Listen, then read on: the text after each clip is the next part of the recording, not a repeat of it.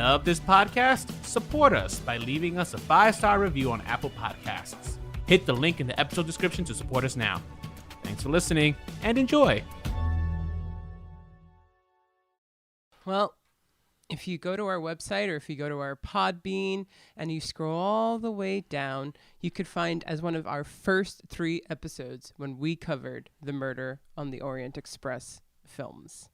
And I am happy to say that we are going back to the Agatha Christie realm while we cover the 1978 and the new 2022 Death on the Nile.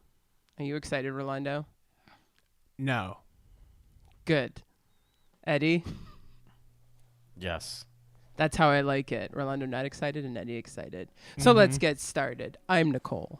And I'm Rolando. And this is Remakes, Reboots, and Revivals. An original podcast About unoriginality.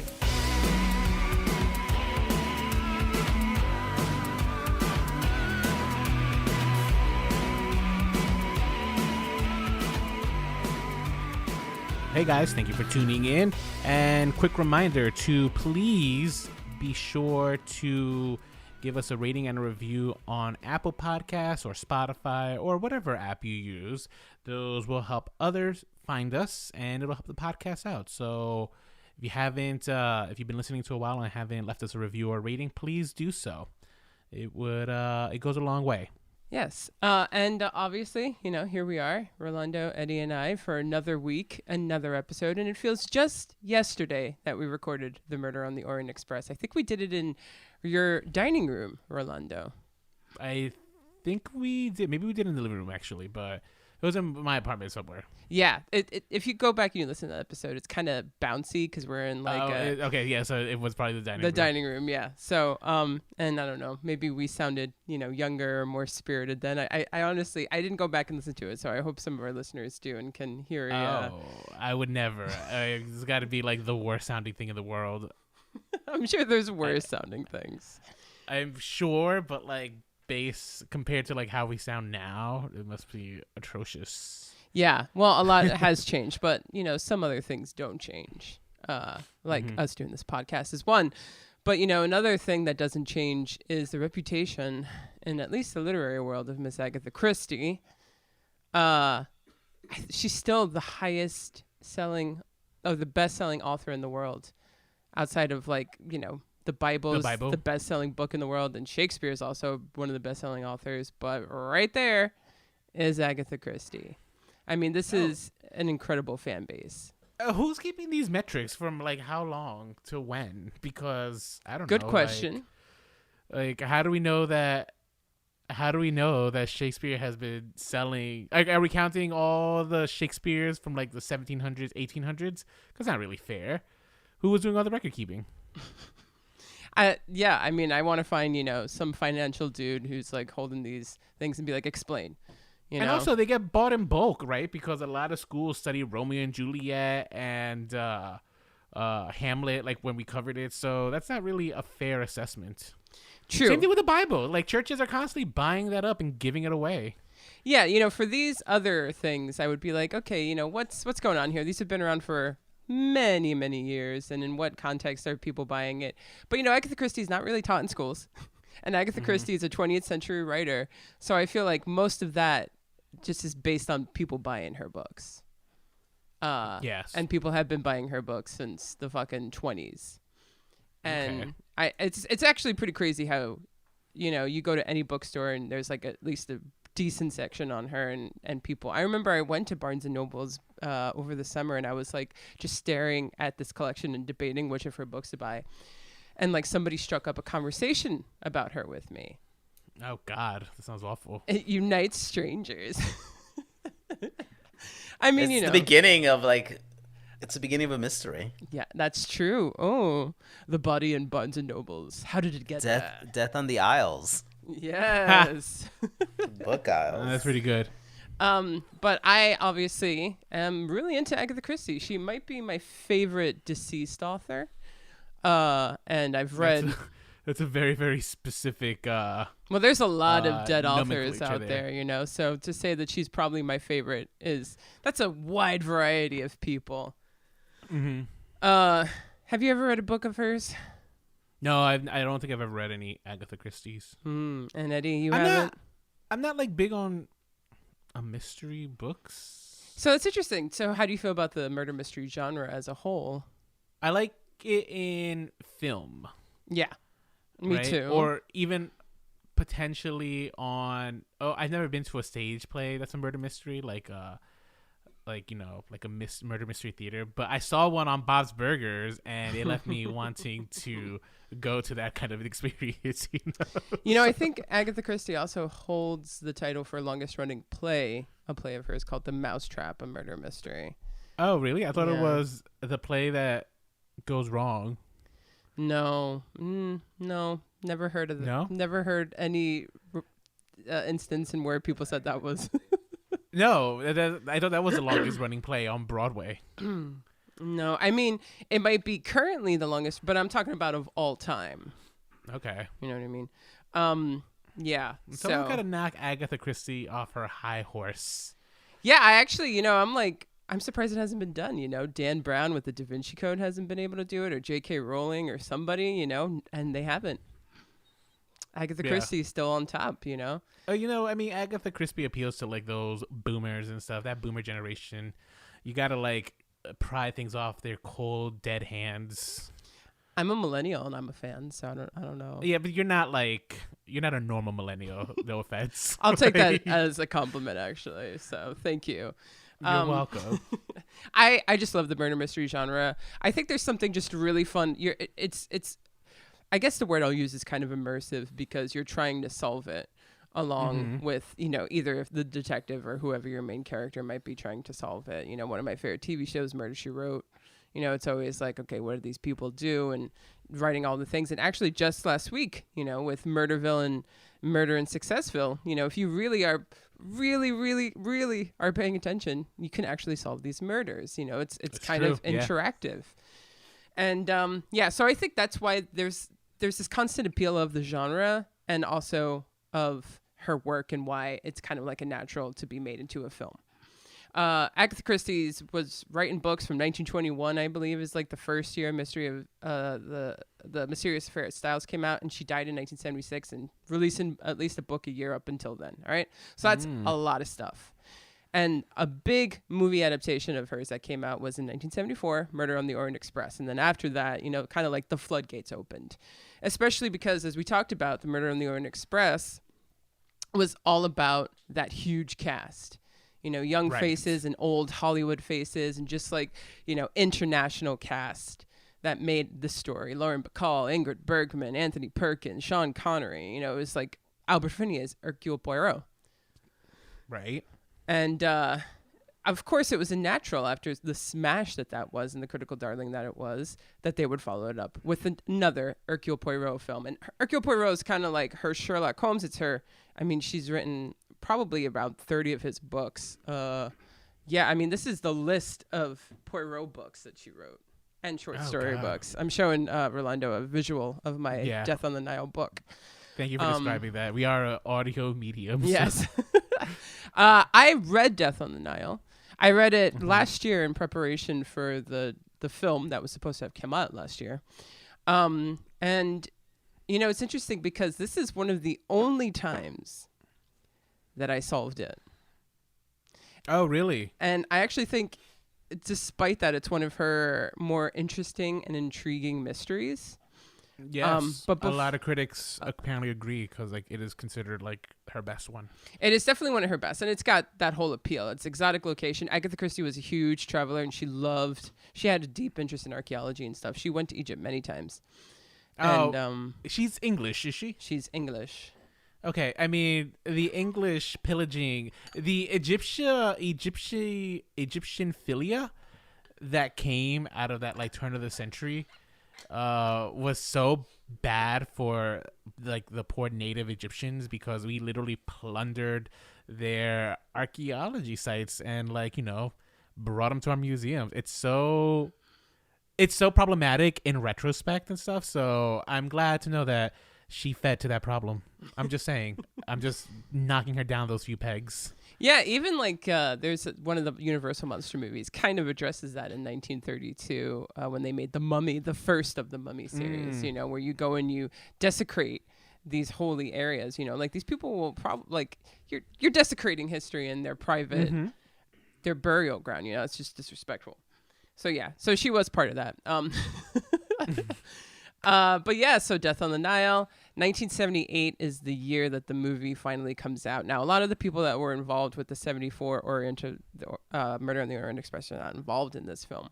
Mainly the... Are you talking about like production wise, or I know Yes. cast wise that makes sense because like this isn't like they're not the same characters except for Hercule Poirot. You know, it's a whole brand new cast of characters who are in this mystery. But Hercule Poirot is not Poirot is not the same. But the people behind the scenes though, like any of those people still involved with the original? Yeah, so the screenwriter is Anthony Schaefer, who's known for writing a film called Sleuth, a whodunit. So he was not involved with Murder on the Orient Express. And Sidney Lumet, who directed Murder on the Orient Express, did not return to do Death on the Nile. Instead, we have John Guillermin? I mean, he's not like Spanish. He's English, so I guess it's just Guillermin or Guillermin. But yeah, by him. Other films that he did the remake of King Kong, and he made the Towering Inferno, The remake of King Kong with this lady. You know who I'm talking about? Jessica Lange. Jessica Lange. Yes. Yeah. Yeah, he did Terrible movie, right? Yeah. Yeah, I mean, it's not, you know. I thought the I Peter think Jackson. it's remembered for being so horrible. I think there was. I don't know if it was so horrible. That's pretty harsh. I'm remembering it. It was not good. I think we talked about it a little bit on. We talked a the little King bit, Kong. yeah, when we did that very interesting episode. Yeah, so he was kind of on a roll in the 70s. Towering Inferno, huge all-star cast, disaster movie, you know, King Kong, whatever. He does Death on the Nile. And even the composer is different. I thought the music of this was just great, and that was by Nino Rota, who is known for doing scores for Italian cinema and Federico Fellini movies, and then he came to America and he did the Godfather music and stuff. So, but it's like a whole different feel than Murder on the Orient Express. Was it the same studio? I don't think so, actually. Wow. Okay. So this is like so it's not. So this is itself not a direct sequel to the Orient Express. It's kind of like capitalizing off of the success of the Murder on the Orient Express, but not yeah. So but not like but it's not like, you know, like, I mean, I don't know how it was back in the 60s, 70s, right? Like when it came to film rights, like if you bought the entire franchise or you just bought like the actual, like the rights to one book specifically, right? So it's not like nowadays where franchise is king. So I don't know. I don't even know what studio is the one behind the current Poirot series, but I'm sure they have the rights to all the Poirot stories. Yeah. So the original, the Murder on the Orient Express was EMI Films. I don't think they're around anymore, or they're just not to that level. And I do think that Death on the Nile was EMI Films, if I remember correctly. But I think that they were like the distributor was different. I know for Death on the Nile was MGM. I think it might have been Paramount. I mean, don't quote me on that. But essentially, EMI was looking to follow up Murder on the Orient Express. Yeah, franchise was completely different then, so I don't know if that was 100% on their mind, but they were like, let's adopt another one, you know, and let's that winning formula. Because I think back in the day, and especially in the 70s, but, you know, like when television started becoming more of a competition for cinema and you needed a reason for, you know, people to leave the theater and get an ass in the seat, which is something that we're kind of dealing with now, oddly enough, that problem. How do you get people to leave their houses and go buy a ticket to see a movie? You needed something like larger than life, so exotic locations and an all-star cast. So it was just like natural to take another one of those, you know, Christie books and do it in that realm. And they shot this in Egypt, you know, which is like, this is an on-location shoot. It is, and you could tell because there were so many times when I'm watching it, I'm just like, how is this luxurious? Yeah, well, this was the 30s that, you know, it took place. So this is... you know, like, reading The Great Gatsby made me think of, like, the Roaring 20s, and, like, it must have been fabulous and stuff. And it's just like, this is not This is not fabulous, in my opinion. Like, none of Interesting. this seems Interesting. fabulous. All right. Well, so Death on the Nile, obviously the return of Hercule Poirot. Hercule Poirot is a Belgian detective, and he's just a shithead. I mean, so what did you get from who Poirot was from The Murder on the Orient Express and the way that Albert Finney portrayed him? When we first saw it, and I don't know, maybe a little cocky, but like for the most part, very debonair, very suave, despite not really the most beautiful looking man, right? He has swagger. Okay. Right? Like there was a certain swagger to him that he possessed, and he was just kind of like I don't know, a little charming, if I remember correctly. Interesting. Okay. So I've read more than one Poirot book, and the things that I would say are characteristic to who Hercule Poirot is that, yeah, you're right. He's cocky, right? He is very sure of himself. He likes to use his little gray cells, so he's all about intelligence and being, what's that word? When you're like very well observed. He's a very well observed person. But because of all of this, he can also be arrogant. He can be incredibly dismissive of people. He actually has like a Watson that follows him around in a couple of the early books, and he just treats him like he's an idiot the whole time. Right. And, Poirot gets kind of off being the smartest in the room and all this stuff. So, to an extent, like, he's kind of a little... I think he's kind of a little shithead. And every time I read one of the Poirot books, I kind of love it because I'm like, this guy, like, he's such an ass, but he's so good at what he does. And that's kind of like part of the shtick. Agatha Christie actually, after a while, hated writing Poirot because she's like, I created such a little fucking asshole. And I just don't even like writing for this egomaniac after a while. He also was small and pudgy and really liked to eat. And that was another one of those big characteristics. He was gluttonous? He was a little gluttonous. I don't remember. Whoa. We're talking about, but Albert Finney's portrayal. I don't remember him being like gluttonous. Well, I wouldn't say it was one of his biggest traits, but in the books, he's very vain, in particular about his mustache and about the food he eats, and he's got OCD and like all this stuff. So he's a character, to put it like that. Yeah. And Albert Finney was an Agatha Christie approved portrayal. But this one, the only thing she said was that his mustache wasn't quite decadent enough. Okay. Albert Finney must have been so offended.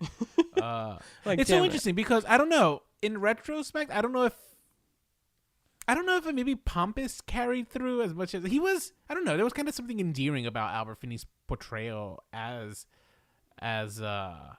Poirot, where the arrogance wasn't so cutting, in my opinion. I could be misremembering this film. Maybe I'm just misremembering and comparing it to this new guy because this new guy was the pits. So they decided, obviously, Albert Finney couldn't come back for this. So they got an actor who is not very well known to audiences today. His name is Peter Ustinov. Peter Ustinov was like a very, theatrical actor. And he actually was a bit of a monologist, which is an old-fashioned word for someone who could tell a really good story. And that actually used to be a career that a person could have, was to become a monologist, which is fucking to tell fantastic. a really good story. Okay. I mean, there is actually an art of like a bard speaking well, public speaking kind of a thing. Well, that's oration, yes. But yeah, he was kind of like a raconteur, and he was in everything. And I think he spoke a couple of languages and stuff. And my favorite performance of Peter Ustinov is of King Richard in the Disney version of Robin Hood. He's the voice of the villain. The lion. Yeah. And this is just, so Peter Ustinov, Hercule Poirot, a very, very different, albeit way more comical Poirot in this film. This film borderlines on comedy. Kind of does. So I guess we should get a little bit into the plot here, right? We got some main characters, starting with actually the way that Death on the Nile begins. The very first words are Lynette Ridgway. So we know that this is going to be about Lynette Ridgway.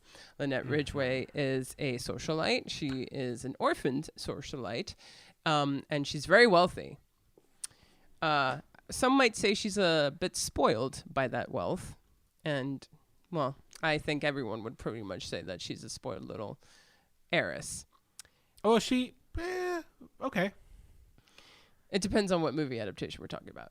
All right, fine. She has a close friend of hers called Jacqueline de Belfort, who comes to her one day asking for Lynette to do her a solid by having Lynette employ Jackie's fiance, Simon Doyle, soon to be husband. Yes, and in the book, and I think in the movie, we see when Lynette first sees Simon Doyle, and it's like lust at first sight. And then the next thing you know, these two are married. She fucking steals Jackie's man, which is like, she's like, yeah, sure, I'll be a great friend and give, your boyfriend soon to be a job.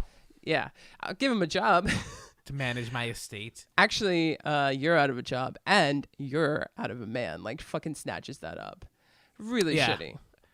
And you know what? It causes some turmoil for poor Jacqueline. I thought they were cousins. I could have sworn that they said in the movie they were cousins, but no, just close friends. Okay, just close friends. No, but I think they did. I think she has this thing because she said it about the lawyer too. A cousin also, right? Yeah, maybe cousin Andrew, like uncle, or okay. I could have sworn that Jacqueline. But was also I think they greeted themselves as cousins, and then it was like, oh no, we're best friends or something. Yeah, maybe. I don't remember, but I could have sworn because that's what I thought the moment I saw the scene. And I was just like, introduced you trifling woman. Yeah, never trust. Yeah, but you know what? In her defense, though, Simon was pretty handsome though in this movie. Yeah, in the 1974 one. I found him very, very handsome. Oh, look at that. Mm-hmm. So in the movie, Lynette Ridgway is played, I don't remember this woman by off.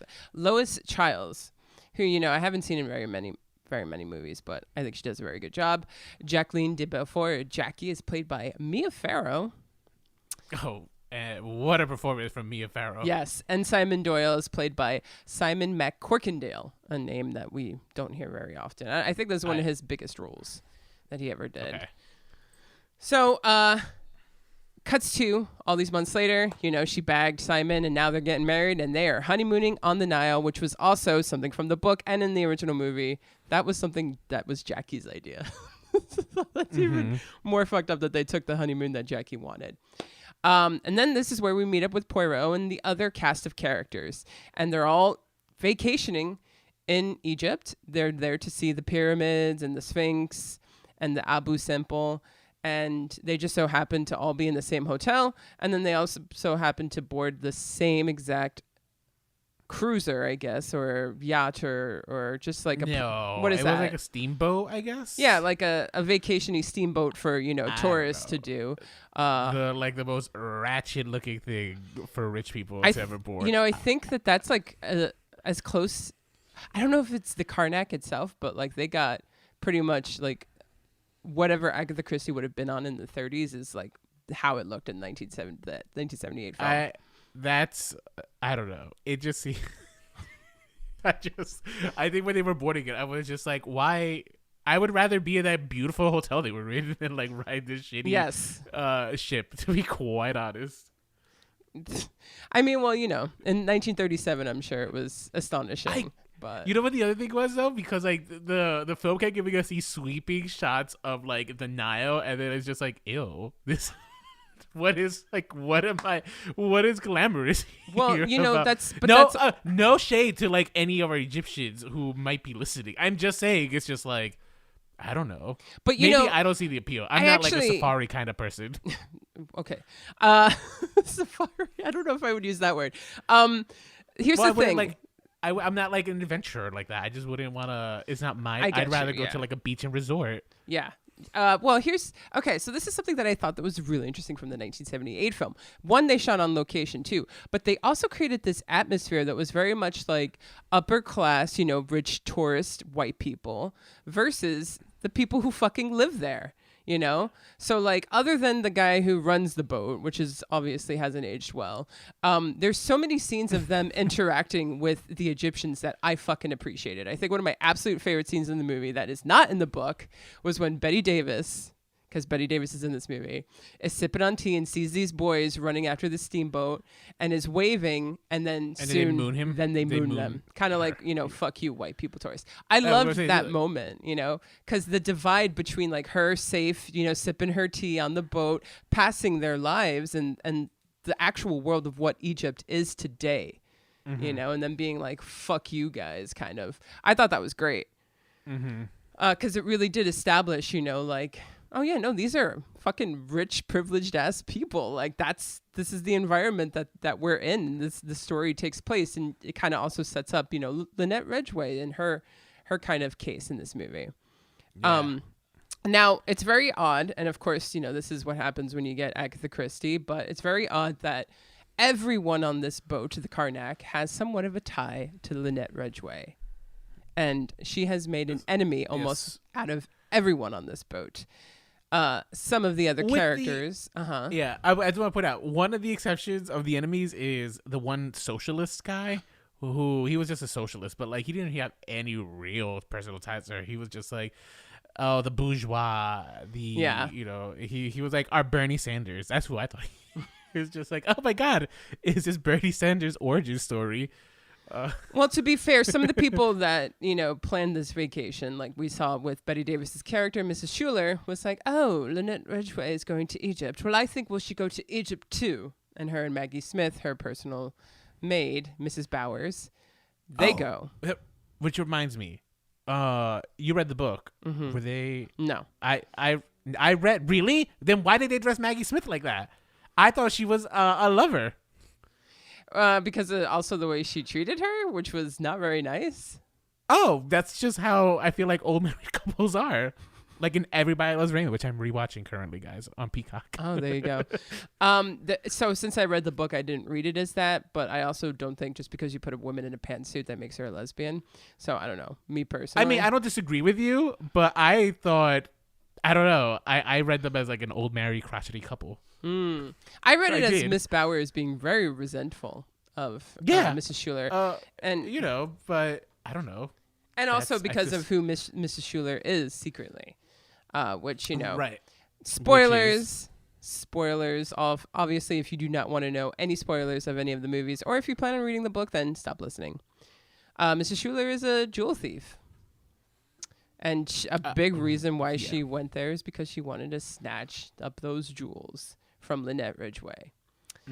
Also, we do have Andrew Pennington, a close financial thing. And I think, it's like her uncle, or there's a family relationship. I think in the new one, they made him her cousin, but in the original, he's an uncle. I think it was uncle, yeah. And he's there. Like, he's American, right? Yes, he's the American. George Kennedy plays him. And he's been like embezzling money. Yes. Misappropriating funds. And yes, since Lynette Ridgway just got married and like all of a sudden, she's only been with this guy for like 4 weeks and they get married. So he's like, oh, I need her to sign some fucking documents fast to like, clear up his ass. So he goes to Egypt. Then we have Salome Otterborn and her daughter, Rosalie Otterborn. The Salome played by, or Salome, actually, I forget. It's not Salome. I've seen Sunset Boulevard. It's one of my absolute favorite films, and she calls her Salome, the whole movie. So I always just process it as Salome. But it's Salome Otterborn, played by Angela Lansbury, and Rosalie played by Olivia Hussey. And what a fucking scene-stealing performance Angela Lansbury gives as Salome. You think? Oh, it's just so over the fucking top and theatrical. And I loved it. I didn't. I kind of You don't like over the top, I've realized. I that's not true, but I didn't in this case. I think she was too, her drunk performance was just not drunk. It just seemed like unhinged, methed out. Wow. Well, I mean, because it makes me think of the classic example, like you hated Katharine Hepburn in Little Women. It's just such a very over-the-top theatrical performance. I did hate that performance. So yeah, you tend to like, if people are just like giving it their, you like a more subdued performance, I think. I guess I do, yeah. Yeah. I don't know. Huh? Oh, I don't. That's funny. Yeah, he's right. I don't act that way. I do act very over the top and very theatrical in my real life. Maybe that's why it's just like in my real life I'm okay with it, but not in my films. Yeah, it's too. You do that for the real world or blogs. Yeah. Yeah. And who else? We got Colonel Race, who's actually a recurring character in some of the novels. and he appears by David Nevin in this, and they just so Poirot and him just happen to be on, the same exact Egypt vacation, but, Grace is actually secretly following one of the passengers. So a huge cast of characters, and they're all there for different reasons. We got Jack Warden as Dr. Bessner, James Ferguson, John Finch, the socialist that Rolando was referring to, and they all just so happen to be here. So yeah. The best part, though, is that while Lynette Ridgway is on her honeymoon with Simon Doyle, who's stalking them and who's making their life an uncomfortable hell, Jackie, Mia Farrow. So what did you guys think when you were watching this movie? Like, how did you feel about the first half of this movie while you're watching this story unfold? I was on Jackie's side. Honestly, I was just like, yo, if your girlfriend has that kind of money to burn to be petty and follow them halfway around the world, so be it. You know what? Because Lynette did her dirty. And therefore, if this is how Jackie wants to spend her time, I'm okay with that. But Poirot's there trying to stop her, being like, it's just like, oh my God, you can't do this. Think about your sanity. And she's just like, this girl's straight up at this point unhinged. And I'm just like, yeah, I'm for it. I'm here for it because I don't know. Lynette did her dirty. Yeah. Lynette and Simon did her dirty. So I actually thought that she was going to be the one who was going to die. I thought she was going to be the murder mystery. Oh, okay. And I was glad to find out that not the case. It was Lynette who died. I was just like, to which I'll say this in both films. I was just like, okay. Yeah. like it's just like, okay, I don't, fine. This is her fate, and I'm not disagreeing with it. Well, Poirot's a master observer and stuff, and he just kind of was like, if you continue down this path, there's going to be violence, and you're just never going to be able to come back from this. Like, he knew exactly what that kind of behavior was going to lead to, and he tried, but they didn't listen. Actually, my best moment, I thought the best moments of Poirot was when he would have these conversations with Jacqueline about how she's acting, and like telling her, like, you can start anew, you can let this go. Yeah, I felt that like throughout the whole movie, I felt like most of the time he's just pompous and kind of cold. I feel like that. I mean, it seems that that's the way he has to be able to do what he has to do. But when he spoke to her, you saw his tenderness and compassion for her. But the best line, do not allow evil into your heart. It will make a home there.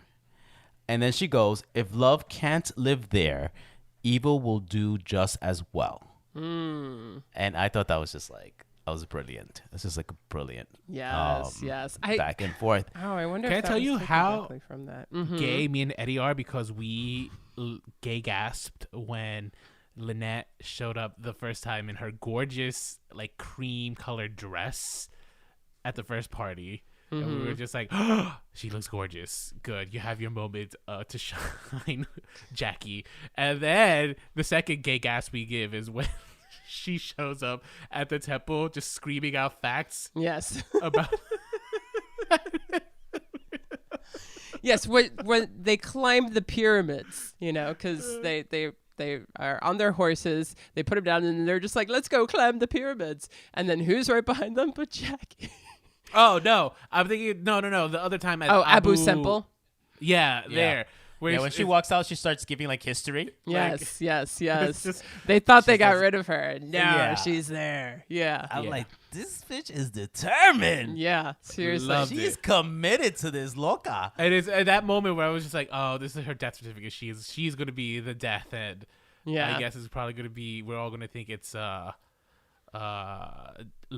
Well, that's so interesting, because I felt like this movie did a really good job of, like, making the mystery clear, because there were a lot of potential people. Like, it could really have been any of them, and it also made it clear that Lynette Ridgway, there's even one point where, like, Poirot, I mean, he miraculously overhears quite a lot.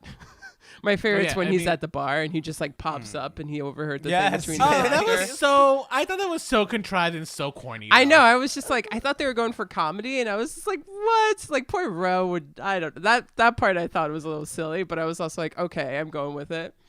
But he overhears so much, and he's like, my God, she's making enemies out of all of them.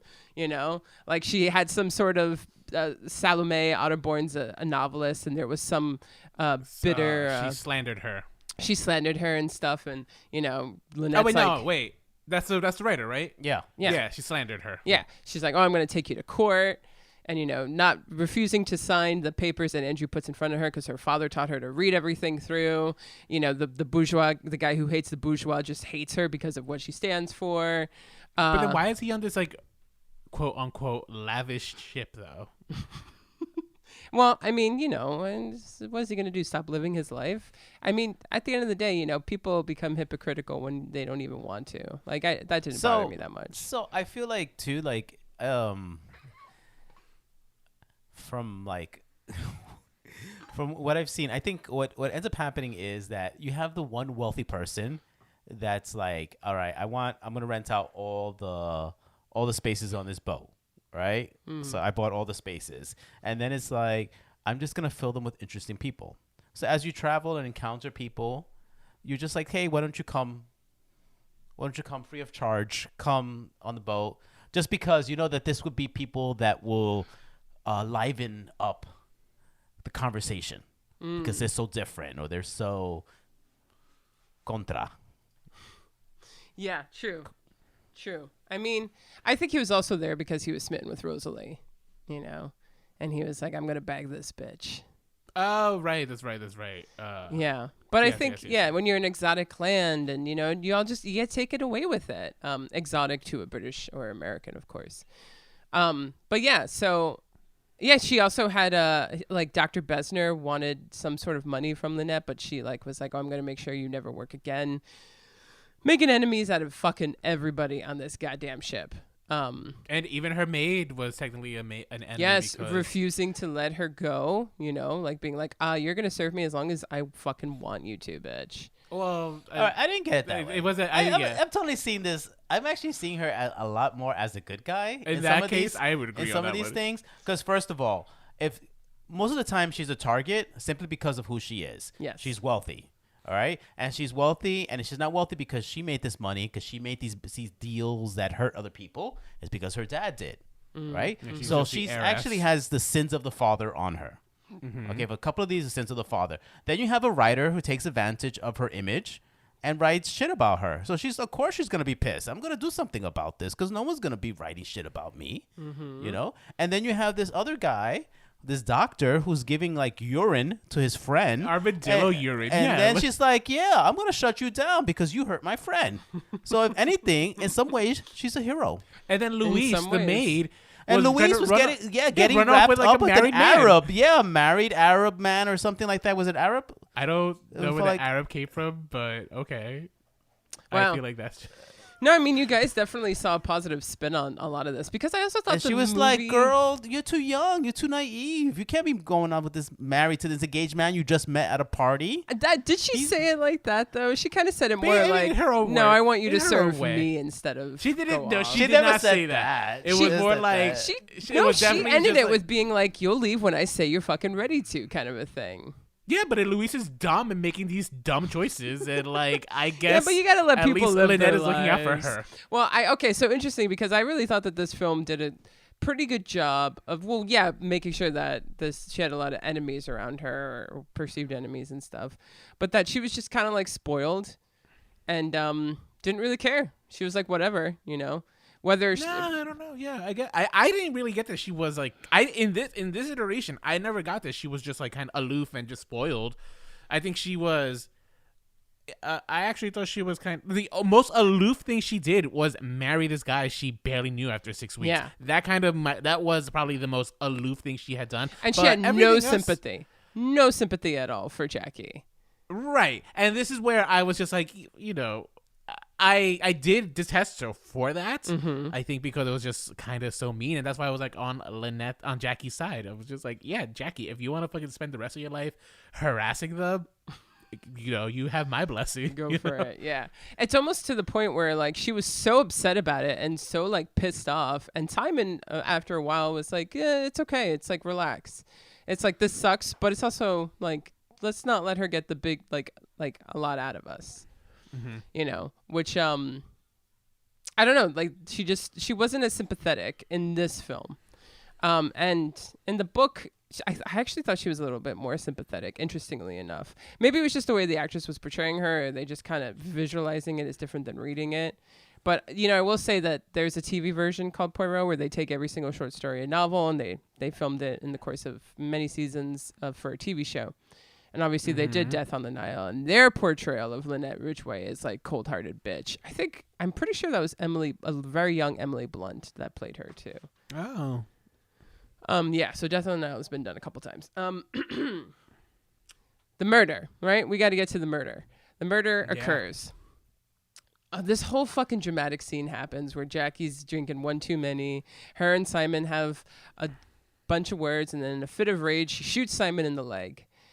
And then, you know, and they're all going crazy. And Simon's dragged out to her room, and Miss Bowers, the nurse, looks over Jacqueline in her room. And, you know, the scene's quiet until the morning when Louise Bourgeon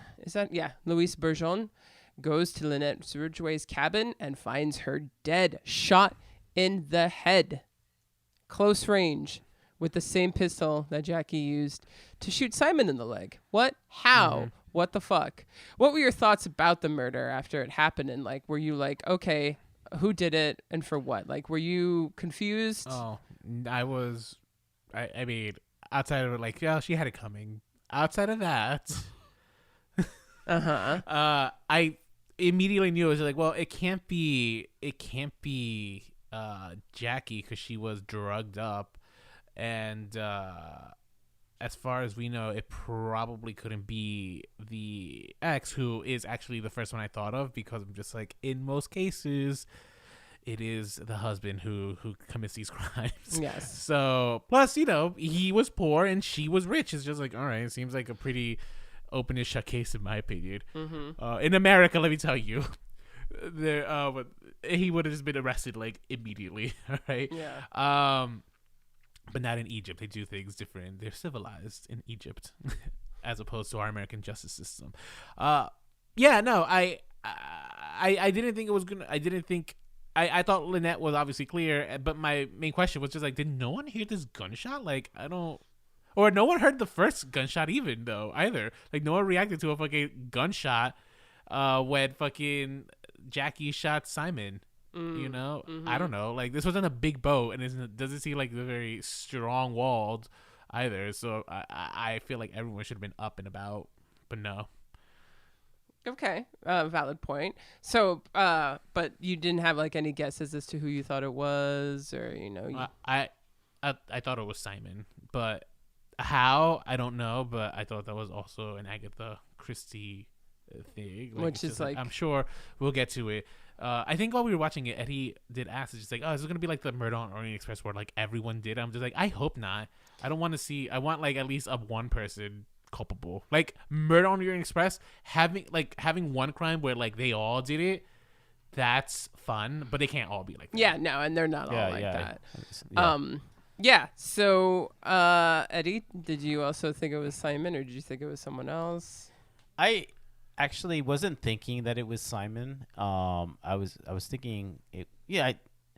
Well, you know, when you come in, you know a murder's gonna happen, and I kind of guess who is gonna be, right? As who's gonna be the victim. Right? Oh, you thought you thought it was gonna be Lynette? Yeah, so I thought it was no. So I thought it was gonna be Lynette. The way it was, everything the characters were playing off of her, I thought, okay, it's gonna be her. And then because I try not to like do any reading about Death on the Nile to be fresh. And then it was like, okay, it looks like Jackie's gonna be doing it. She's gonna set it up. Somehow it's gonna be her. Blah blah blah. And, you know, but the way that all played out, I'm like, oh, this is interesting. The people, she has an alibi, you know, and it seems like some people have alibis here. So how is this all going to play out? Right. So I was up for the mystery and to be surprised by it. Nice. Except for the J. I think when they put the J I on was the like, wall, I was just like, okay, well. That's a little ridiculous. It made it even more obvious that, like, well, they're clearly trying to frame poor Jackie. Like, hasn't she been through enough? She lost her lover to this fucking bitch, and now it's she's getting also framed for her murder. Yeah. So that was enough to actually throw me off. I feel like Poirot was very, very quick. He just accused everyone outright. Yeah. He played out every situation it could possibly be to see which one made the most sense. And the filmmakers showed every situation. After a while, I was like, are they going to do this for everybody? Like a fake? Right. Like, what It if felt they like did Clue. it did feel like Clue, yeah. And I was like, oh, I'm not liking this. I was like, oh, they're really committing it to, like, it could be 2 minutes apart and they're doing it again.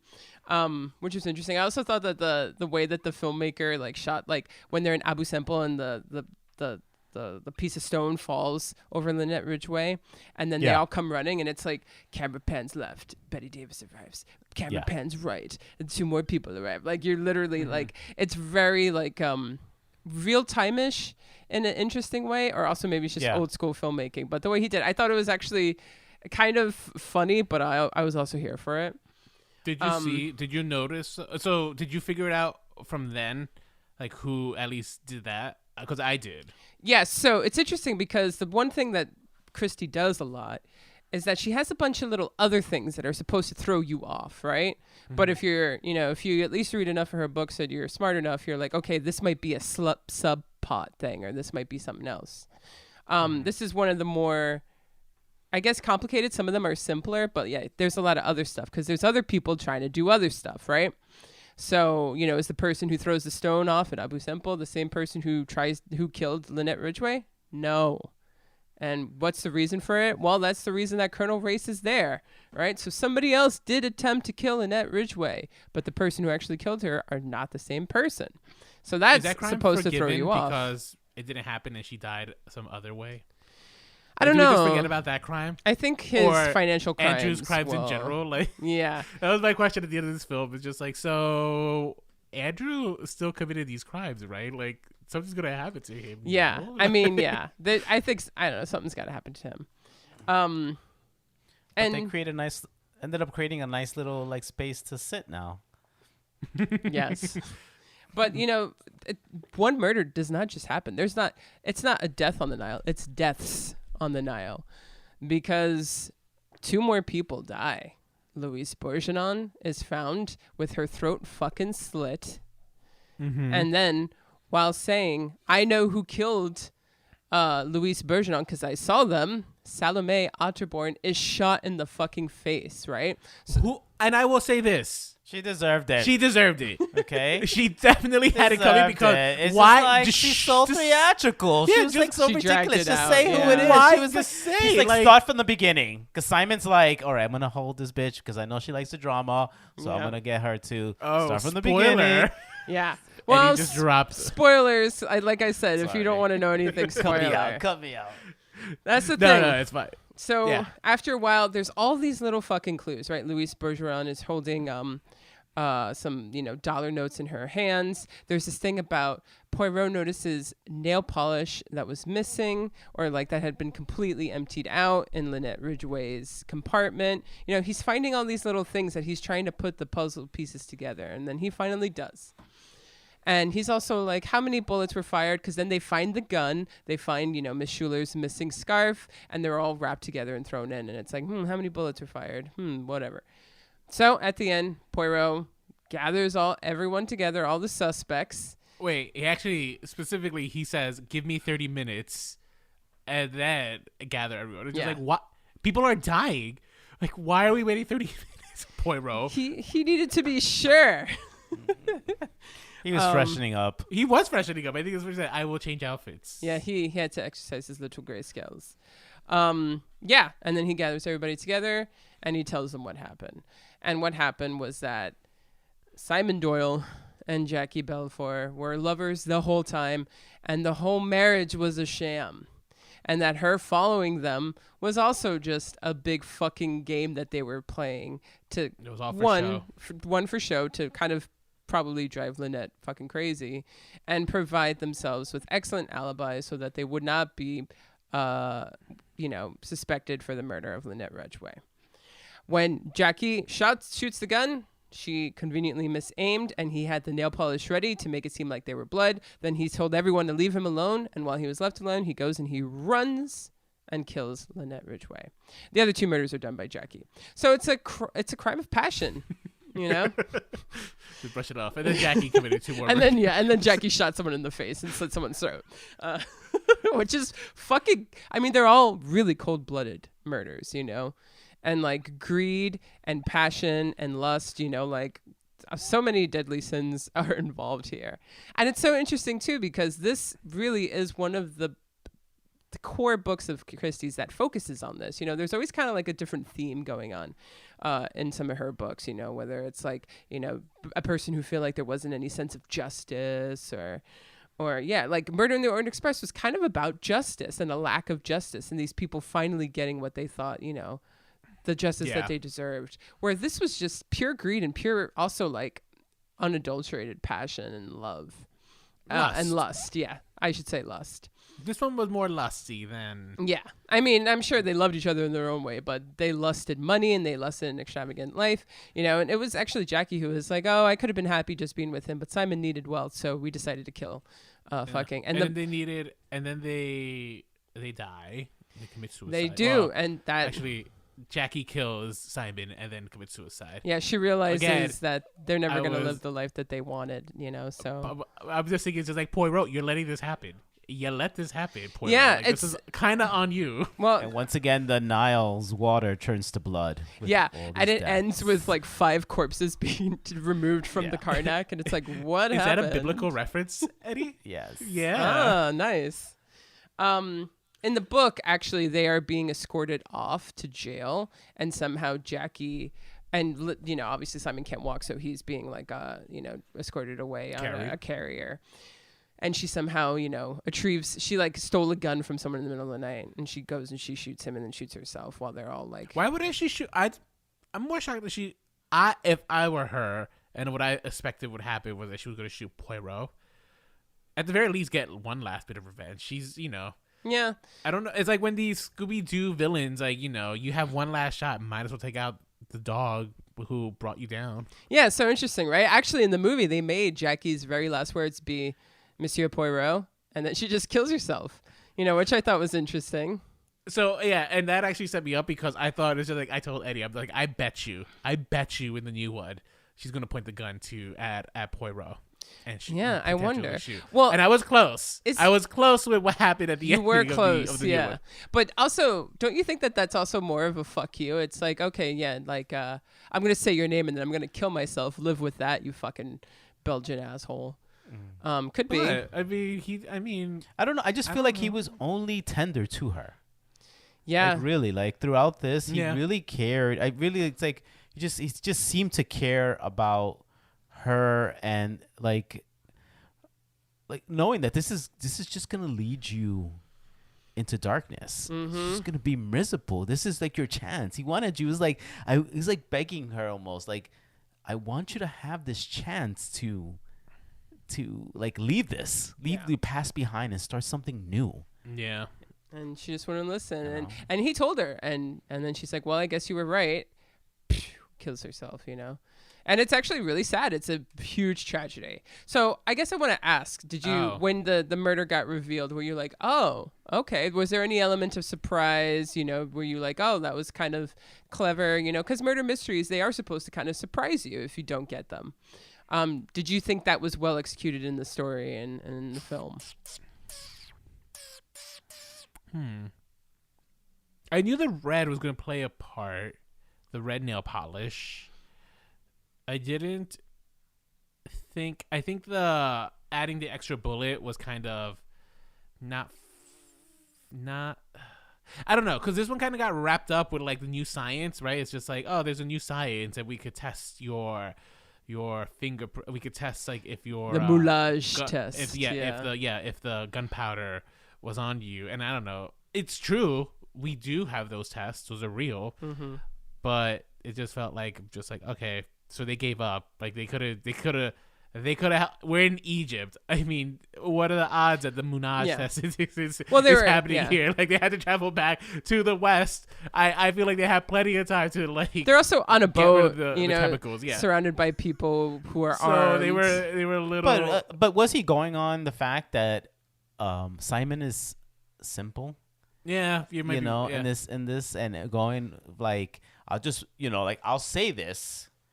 And maybe he'll get scared and end up confessing. Yeah, true. Like and he I was know it's you. Already. Yeah, it's like, I know it's you. I know it's you. And he's like, and then I just have this little test, and it's gonna prove to everybody that True. it's you. And, So- this was such a well-laid plan for them. And then their plan just went to shit. So it's kind of like they were panicking, like, what the fuck do we do now? Well, maybe we're caught. We have nothing left to fucking do. And if we can't live the life that we wanted to live, she even said it herself, she would die if she couldn't have Simon. So, and now him, he's got a bullet lodged in his leg, so he'll never be the same, they're done for,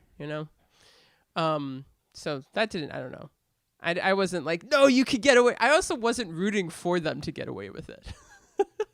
Because it was kind of fucked up what they did. I wasn't not rooting for them. Mm-hmm. I don't know. I was like, so okay, I didn't feel like it was a tragedy at the end. Yeah, I did not feel the emotional heaviness. Okay, all right. That as we speak about the second one that I received from the second one, but I didn't feel like the emotional, like, okay, yeah, it's the mystery. We got the mystery. Very interesting. I love. I mean, these larger than life characters, and just there was a humor to each and every one of them. Yeah.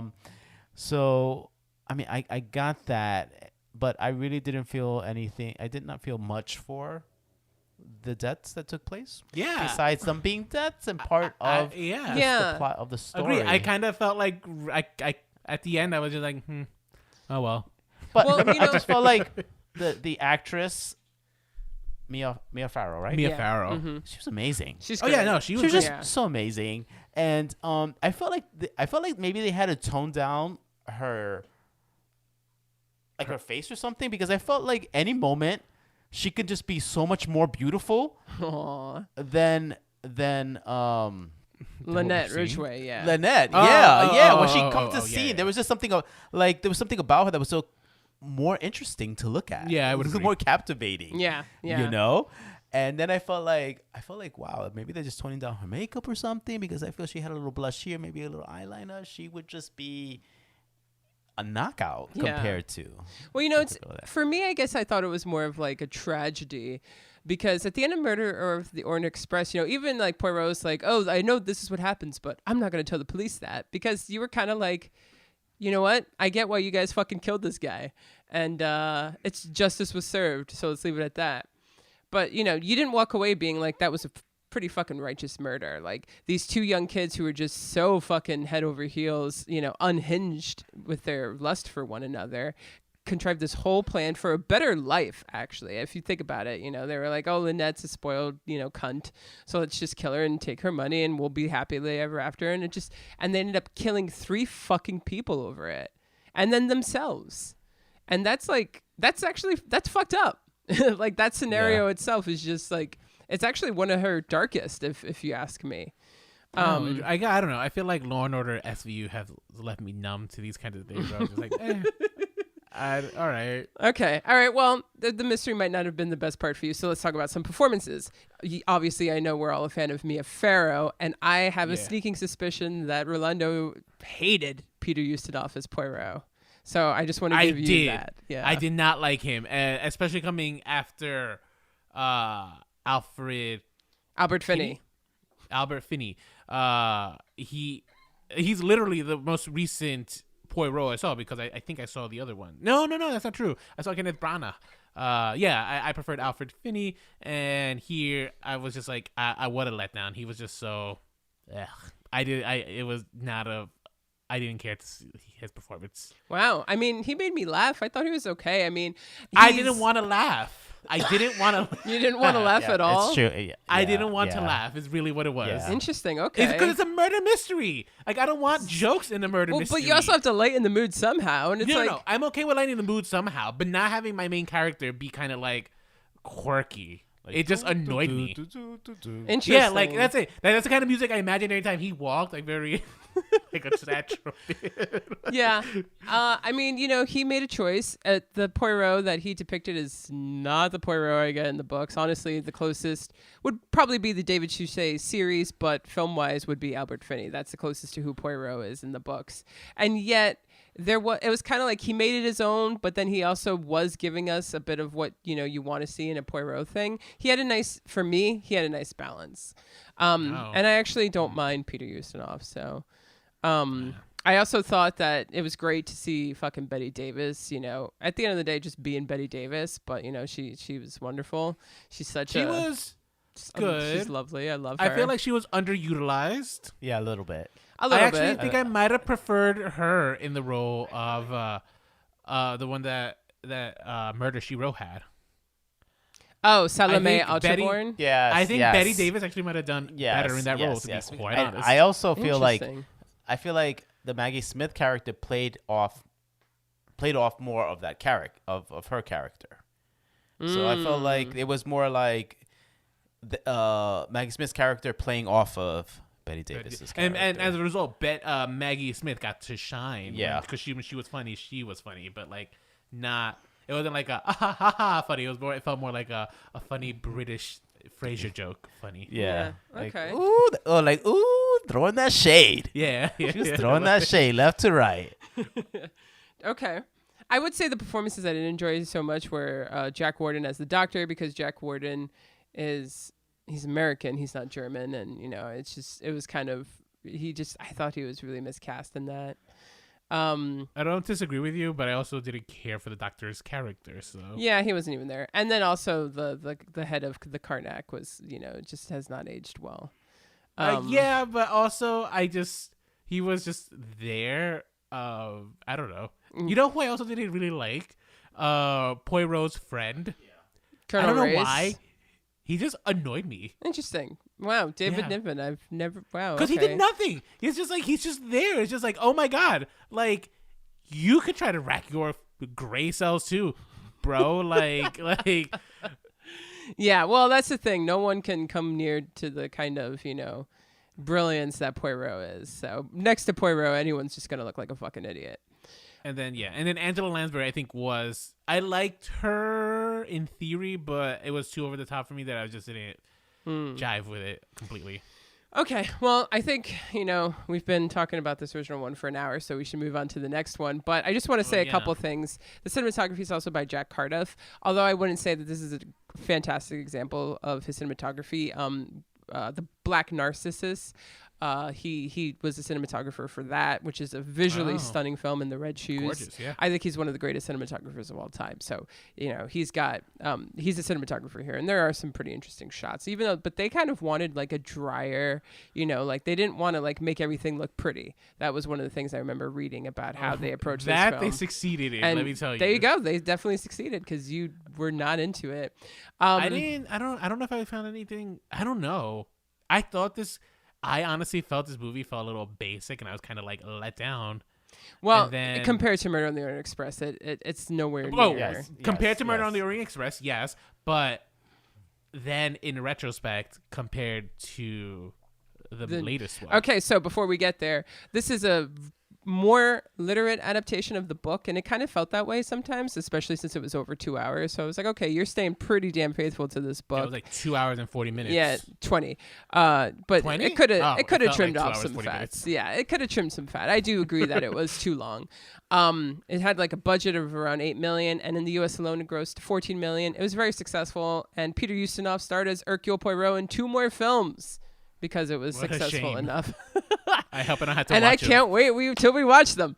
And this film actually did win an Academy Award for Best Costume Design at the... Oh, yeah. I mean, that yellow dress probably sealed the deal.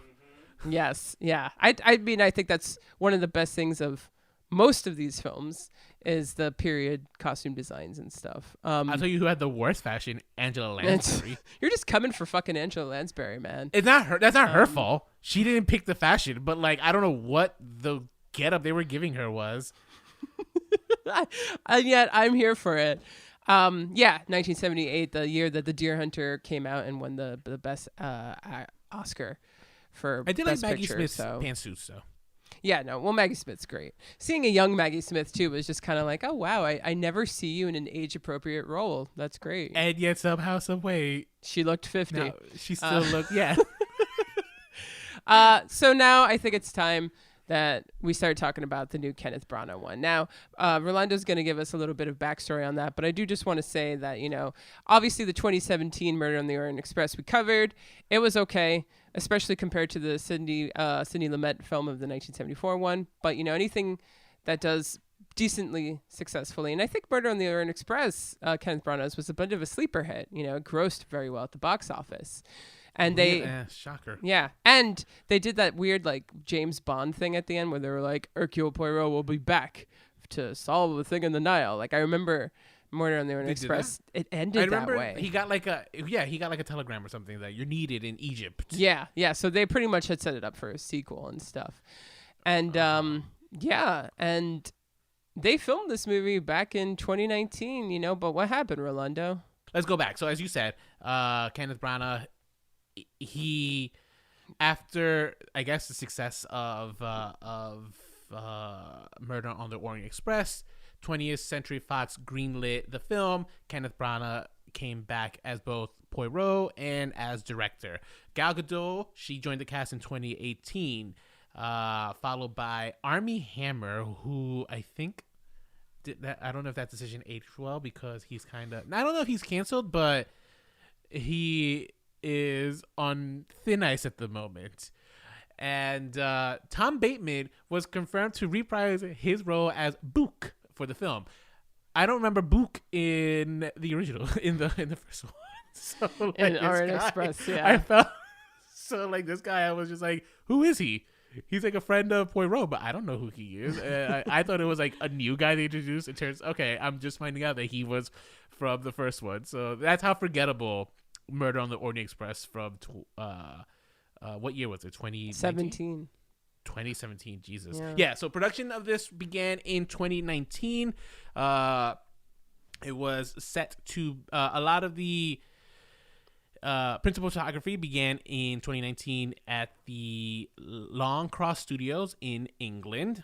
It was supposed to actually be filmed so they realized it was too complicated to film in Egypt, so they were going to settle with Morocco. However, Kenneth Branagh wanted to actually shoot like a real boat, so they built a life-size boat for the set, and they kind of had it like on these like almost like roller coaster tracks underneath the water to make it look like it's like sailing, not sailing, but like, steaming across the Nile. Let me see. And then, so you're right. The film was supposed to be released in 2021. Well, I think it was actually originally slated for like a holiday 2019, but then it got pushed back to 2020. And then how? 2019? They started filming in 2019. They started filming early 2019, and so they were hoping they could get it. Oh, you're like, right. done. 2020, December 2019. Yeah, but they needed more time, so they pushed it back to 2020, and then the pandemic hit. And then I guess they just decided, it's just like, well, we don't want to release it to streaming, so let's release it in 2022. Jeez. Well, no, they were going to release it in 2021, and then the Armie Hammer shit happened, and then they. Oh, is that what it was? Yeah. Oh, so that's okay. So yeah. And they considered, like, they put it on hold because they're like, do we have to refilm his fucking scenes?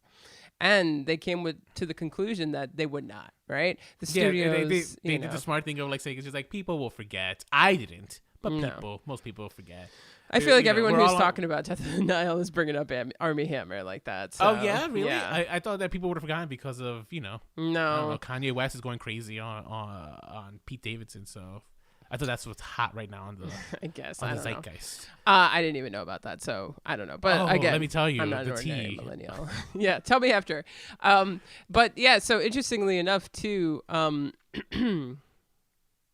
my God! How did I just completely? Oh my lose God! What I was gonna say? I'm sorry. I'm just thinking in my head now that I would love to see now a real life Death on the Nile where it's like Kim Kardashian and Pete Davidson and Kanye West shows up.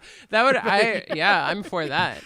Now this is a movie I want to see in 2020. I do think this film was somewhat re-edited because of the Armie Hammer scandal. So I want to say that, that was a reason why it got pushed back. And of course, right now is a hard time for movies that are coming out theatrically to get people in the theater. The Murder on the Orient Express was such a hit mainly because a lot of people who went to go see it was older than 50, right? I mean, it's just the type of movie that that people of that age group would go to the theater to see, right? And this was a different time where people were going to the theater all the fucking time. It's actually crazy how to think, you know, a movie like Death on the Nile could have easily pulled in 90 million before and like met its budget, and now it's only bringing in 30 million. It's just a completely different world now for theatrical releases, and Hollywood just is trying everything they can to figure out, you know, how do we get back to normal, or what do we fucking do? Right. Yeah. Well, I mean, they picked a good time to drop this film. I think Valentine's Day weekend. You know, you have couples wanting to go see. If you're a couple going out, and I'm painting broad strokes here, but most likely you're not going to want to see like an action movie. So your options, I think, this opening weekend would have been Death on the Nile or Marry Me, starring Jennifer Lopez. Yes. If you are married to Eddie or Eddie Z, you would have wanted to see Marry Me. Yeah. Marry me, please. Aw, did you guys go to the theater twice? No, because you can see that on You Peacock. can see on Peacock. It's okay. Oh, But gosh, yeah. what was that movie that was recommended to us as we were going into the theater? Oh, some random lady yelled at us to go. She was drunk and should not be driving. She was recommending. We don't know she was drunk. We don't know she was drunk. She smelt it. No. She recommended Black Fight. Liam Neeson movie, yeah. I haven't heard of it. You have that picture. This we're walking towards the theater, and she comes in her giant SUV and rolls down the window, and she's like, "What are you gonna go see?" And we're like, "Yeah, we're gonna see Death on the Nile." She says, "Oh, I thought you were gonna go see Blacklight. It was so good." And then she puts the pedal to the metal. This has to be some guerrilla marketing shit, because I had not heard of this movie at all. Yeah, and then it's like, is that alcohol? Do I smell alcohol in the air? Is this so weird? Oh my God. See, adventures at the movie theater already. I fucking love it. Never would have happened if we stayed at home. I love that. Oh, and let's not forget that we went to go, because you have to buy at the machine, like your popcorn and your soda. Yeah. Right? Yeah. So it charges me twice, denies my true. card. I finally get it a third time. And then I find out that the machine was broken, so it actually did charge me the 2 times before. Oh, no. But then it's not just me, it's like everybody else. So we had to There wait was a this huge long behind line us, of people with like, we just got charged for this. And let me tell you, this would not have happened if we had just stayed home. I was kind of mad, to be honest. Damn it. A little bit. That I was just like, I don't know. Like, Disney couldn't just put this on Hulu. It's a 20th century production. I guess, yeah. No, the pandemic has changed the fact where I'm just really like, I'm is. ready. I'm just like, But that's the thing. I'm like, ready to watch it at home all the time. No, movie theaters are disappearing from our lives. And before you know, if this happens and if you continue to choose to stay at home, you're never going to have that fucking experience of being in a movie theater again. And you're going to miss it. Okay. We even said Cruella was something we wanted to see in a theater. So, like, no, stop being fucking lazy. I would be everybody. okay. I didn't want to. No, well, I'd maybe be it was me and okay. Eddie Z. Stop being lazy. Get out of your fucking house and go support the arts. No, you can support the arts just as. If It's I'm not paying the same. full No, ticket you're not. price- You're not. If I'm paying the full ticket Nobody price, knows the numbers of how streaming works anymore. Okay, it's not enough. It's not successful enough unless it was made for that platform and they've put that in the budget. It's not enough to be supporting the arts. I'm talking about if you release a movie, I would pay the price of like I would pay like what, the $24 to watch a new movie at home, and you calculate however much that is, because I'm not talking about like having it released as part of a streaming, like, not, you know how like HBO Max is like bundled in. Mm-hmm. I'm talking about like I would have paid the $24 to stay at home and watch this film at home. But you would have missed out on the surround sound. You would have missed out on the big screen, don't care. and you would Don't have missed out on the thrill of watching a film with strangers, which is No, everyone has a story. Not stupid assholes like Rolando. Sorry, I don't mean to call you an asshole. I didn't mean that. It's fine. But everyone has a story of going to the theater and making the fact that they saw it with this many people and their reactions that much better. Everyone has a story. it's that. true. It's true. There are movies that I want. Those are for me the big blockbuster films. It's true. Not a film like Death on the Nile. But that's also what's going to become the thing now. Only blockbusters can survive in this, but like film needs the balance. And we don't just not need any blockbusters. blockbuster. It would have to be a Marvel production. Yeah. too. No, I am looking forward to seeing the Batman on the big screen. But for if you example. don't, Oh well, go, it would be a superhero thing. right? yeah, if you don't go support non-superhero or big blockbuster films, these films are going to disappear. They're not going to make That's them not anymore. true, When was the because last time these they big- released a theatrical comedy in theaters? No. Marry Me is like the first in 2 fucking years. No, Free Guy. Free Guy. That was also Yeah, released the to ones- HBO Max. No, it wasn't. Is that an HBO Max? This one wasn't. Yeah, because I would have Free seen Free it. Guy. Yeah, because I wanted to see it. Yeah. It was released in theaters. Well, It was in theaters. the big comedies that I've known about, like all the girls I've loved, to all the boys I've loved before, But that was a Barb Netflix and original. Star, Del Visa. But that's the thing; they're becoming now more streaming originals. I Want You Back is a new one that's going to be an Amazon Prime thing. Like they're not considering it anymore for theatrical release because people don't go out to see non-blockbusters anymore. And I think that's fine. I'm okay with what's wrong with like watching some of these like not I don't know. So I know the movie you're talking about, right? Like the Please Love Me or Please I Want You Back, that one. Mm-hmm. Like that is not a movie that I want to go schlep to the movie theaters and pay like $30 for popcorn. You And I could don't. just Well, watch maybe it. the popcorn, but you only pay $6 and- for the ticket. It doesn't matter. I would pay the $24 to be at home and just eat my own food, drink my own drink, pause it when I want. What, you know what I mean? Like you know what? The pandemic has changed me, and I just want to be. Now I don't want to be. I'm not saying that I want to be at home all the time. I'm just saying when it comes to the movies, I'm okay with like watching some of these smaller films at home and not having to be in a theater. I just don't understand why I agreed to do a movie podcast with someone who doesn't. Well, we did this before the podcast, before the pandemic. Doesn't, you know? but like other people, I feel like I have to convince this. Not you, not my co-host for a film podcast. Not Who's supposed to who enjoy studied, the like, filmmaking and stuff. Yeah, I understand. Look, I love the process of filmmaking, and I love watching films, but I don't subscribe to the belief that like I have to be in a theater to enjoy film. I'm not Like, I just saying don't. that every single fucking movie you have to, but at the same time, if you don't go out and support them, this will be an experience that will no longer be available to us. And since film was fucking made, it was about watching it in a group, in a theater with people, right? Unless it was a Nickelodeon or something that you put your eye hole through. Like this has been the part of what made movies. Going to a theater, sitting in a room full of strangers and watching it bigger than fucking life. And it's dying.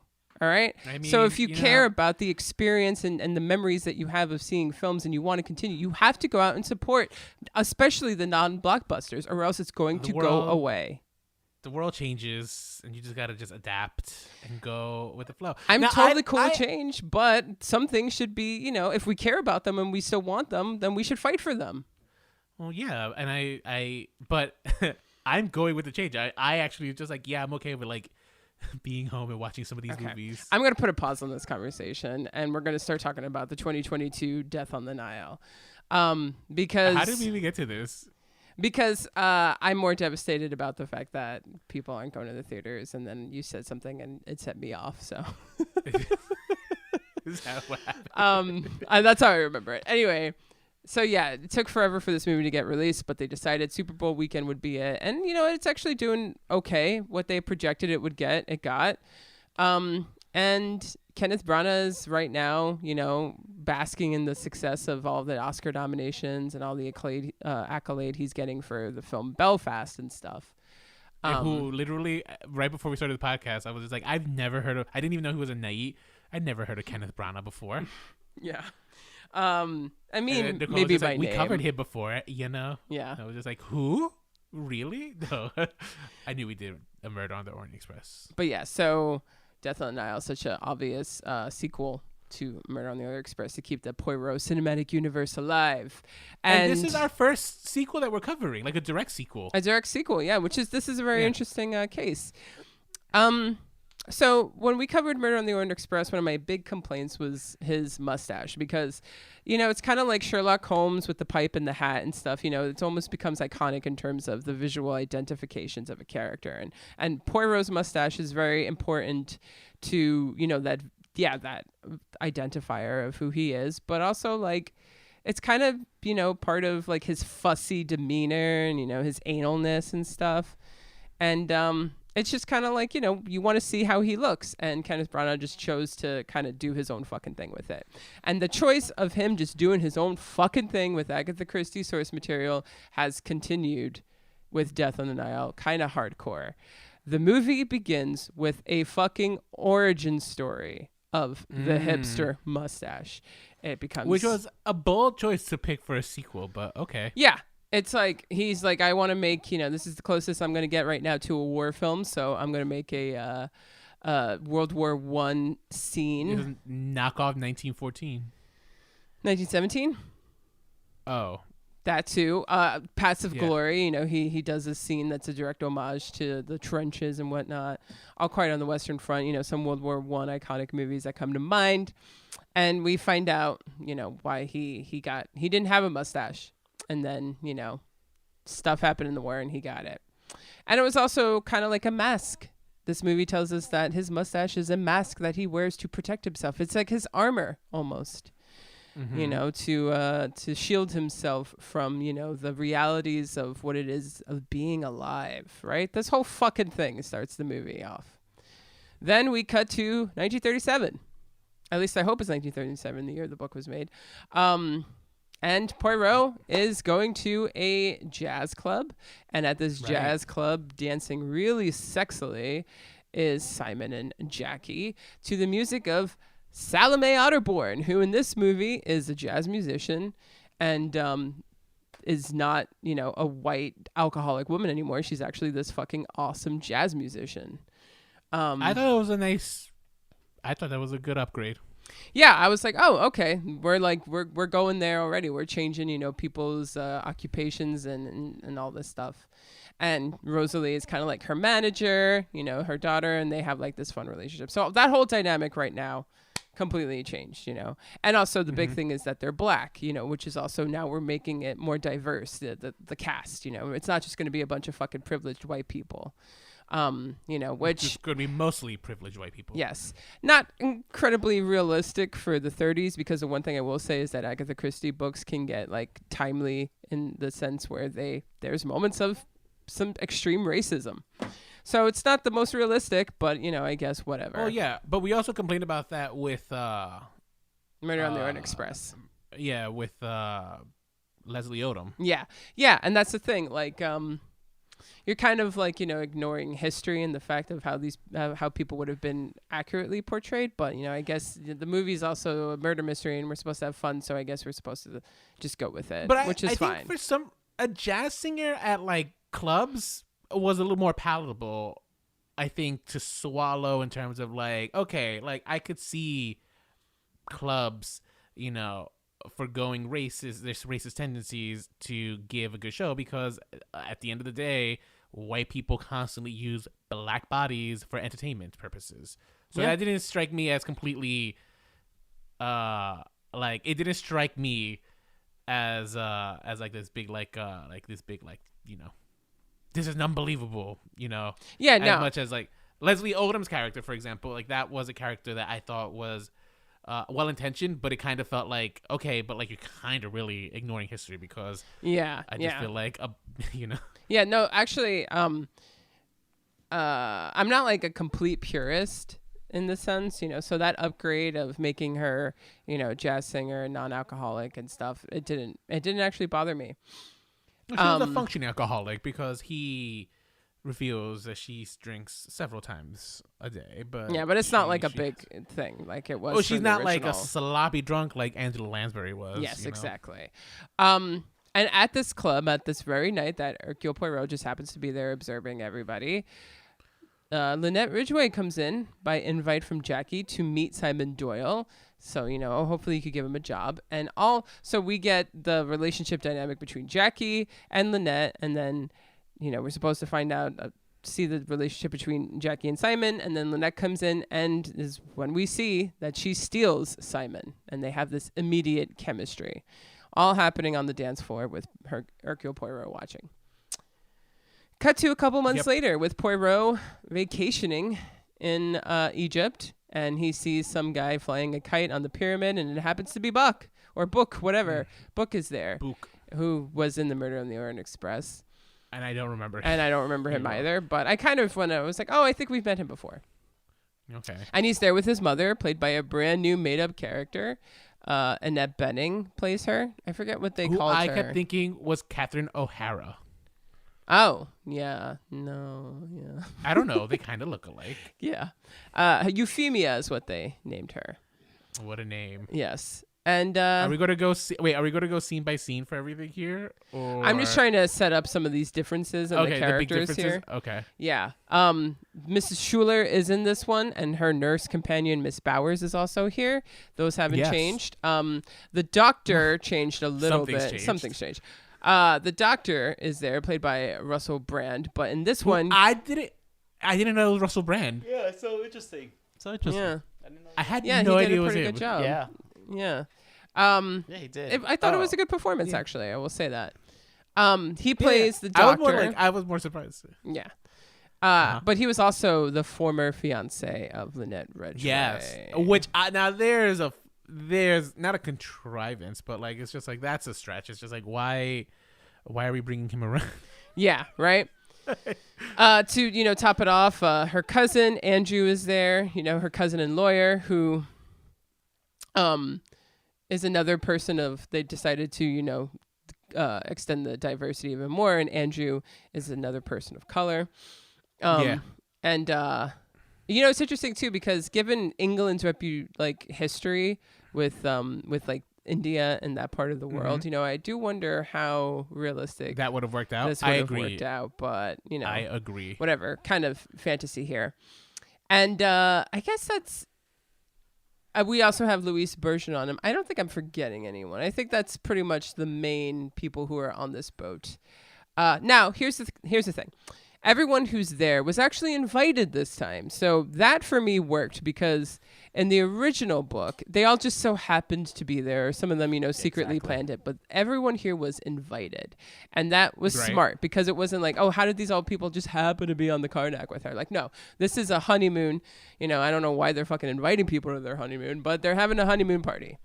And they're rich. They're having it with enough champagne to fill the Nile, as Gal Gadot says. Are you throwing shade? Maybe. At Gal Gadot. Maybe. We'll get to that in a second. I guess the one thing I do want to say is that I really felt like this film did not really establish motives and mystery very well. This kind of felt like a hangout movie. Right? No. Okay. There was an interesting song choices, a lot of fun party scenes, and it was great. And there's this one party scene, you're watching everybody, and then Book's just like, oh, that's Mrs. Schuler, and she's this. Oh, and that's Euphemia, and she's this. Oh, and that's Mrs. Otterborn, and she's this. And you're getting like it's almost like, oh, there was an info dump. Info dump without actually seeing all these relationships with Lynette Ridgway play out, like we got in the '78 film. And there's one scene where, when they go to Abu Simbel and then, the thing's about to fall on her.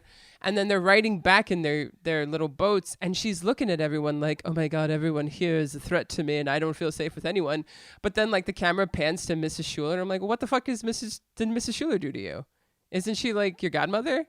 Why are you afraid of her? What did Euphemia do to you? She's literally there's a shot of Gal Gadot looking around scared and not feeling safe. But then the people that the camera cuts to, I'm like, but you haven't established any reason to be scared of all of these characters other than two of them. Mrs. Schuler was a proud communist and believed that the rich are too rich. Yeah, but she also had a very loving relationship. I know, but I don't. Okay, go on. So it was just okay, so this is part of the mystery, right? That Lynette feels like she's surrounded by people that she can't trust. She doesn't feel safe.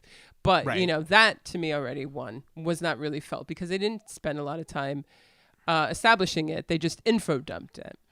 The Jacqueline... I agree with you on that. Jacqueline Belfort is there, and, there's all of this tension between them. And in this film, it actually seems to be more between Simon and Jacqueline than it does between Lynette and Jackie. To the point where,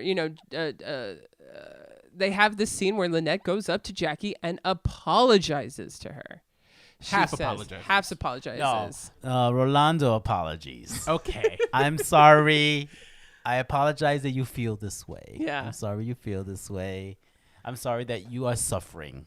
Yeah, I'm sorry we could do this and hopefully we could be friends again, you know? Like, oh, yeah, hey. Well, yeah. I mean, what she said was specifically, it's just like, I'm not sorry for what I did, but I am sorry for how I made you feel, which I actually whispered to Eddie during the movie. Just like, I don't hate her apology. You know what?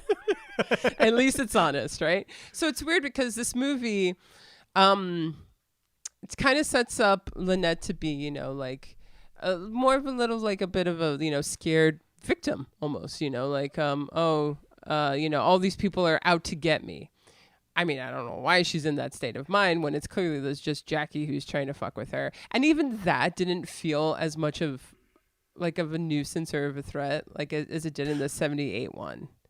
I would agree with you on that. Like, Jackie did not feel, she didn't have the over the top, crazy, theatrical.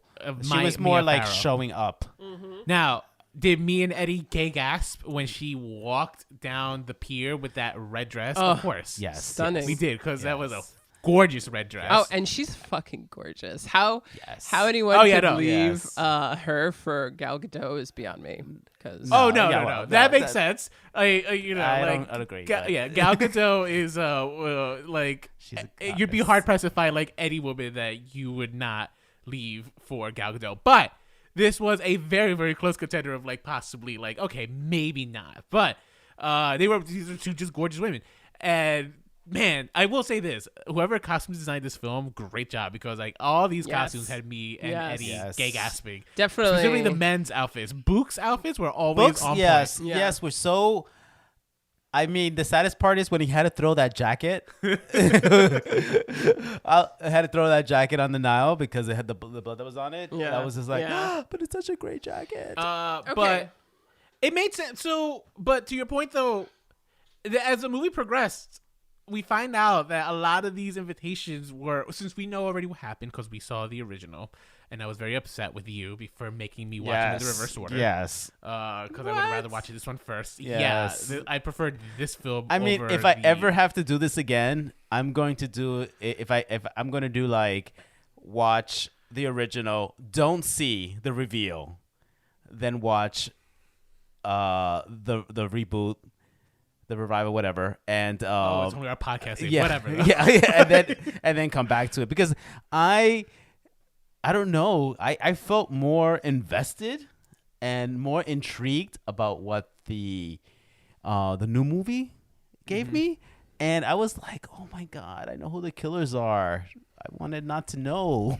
Yeah. Wow, interesting. But yeah, and so, but like I said, but to my point though is that they were dropping in some of these clues of like, why is she surrounded by so many of her enemies, right? Like, I don't disagree with it that they info dumped the shit out of this movie, but they did that to save time, and God bless them. Yes, because, like, I did not want to. I was so happy when I came out of the video. It was like, oh, this was like a short film. I'm sorry. Thank fucking God. Guys, did we watch the same fucking movie? Because the murder happens, and then a lot of shit that has nothing to do with solving the murder happens, like the relationship between Buck and Rosalie unfolding. And it's like, wait a minute.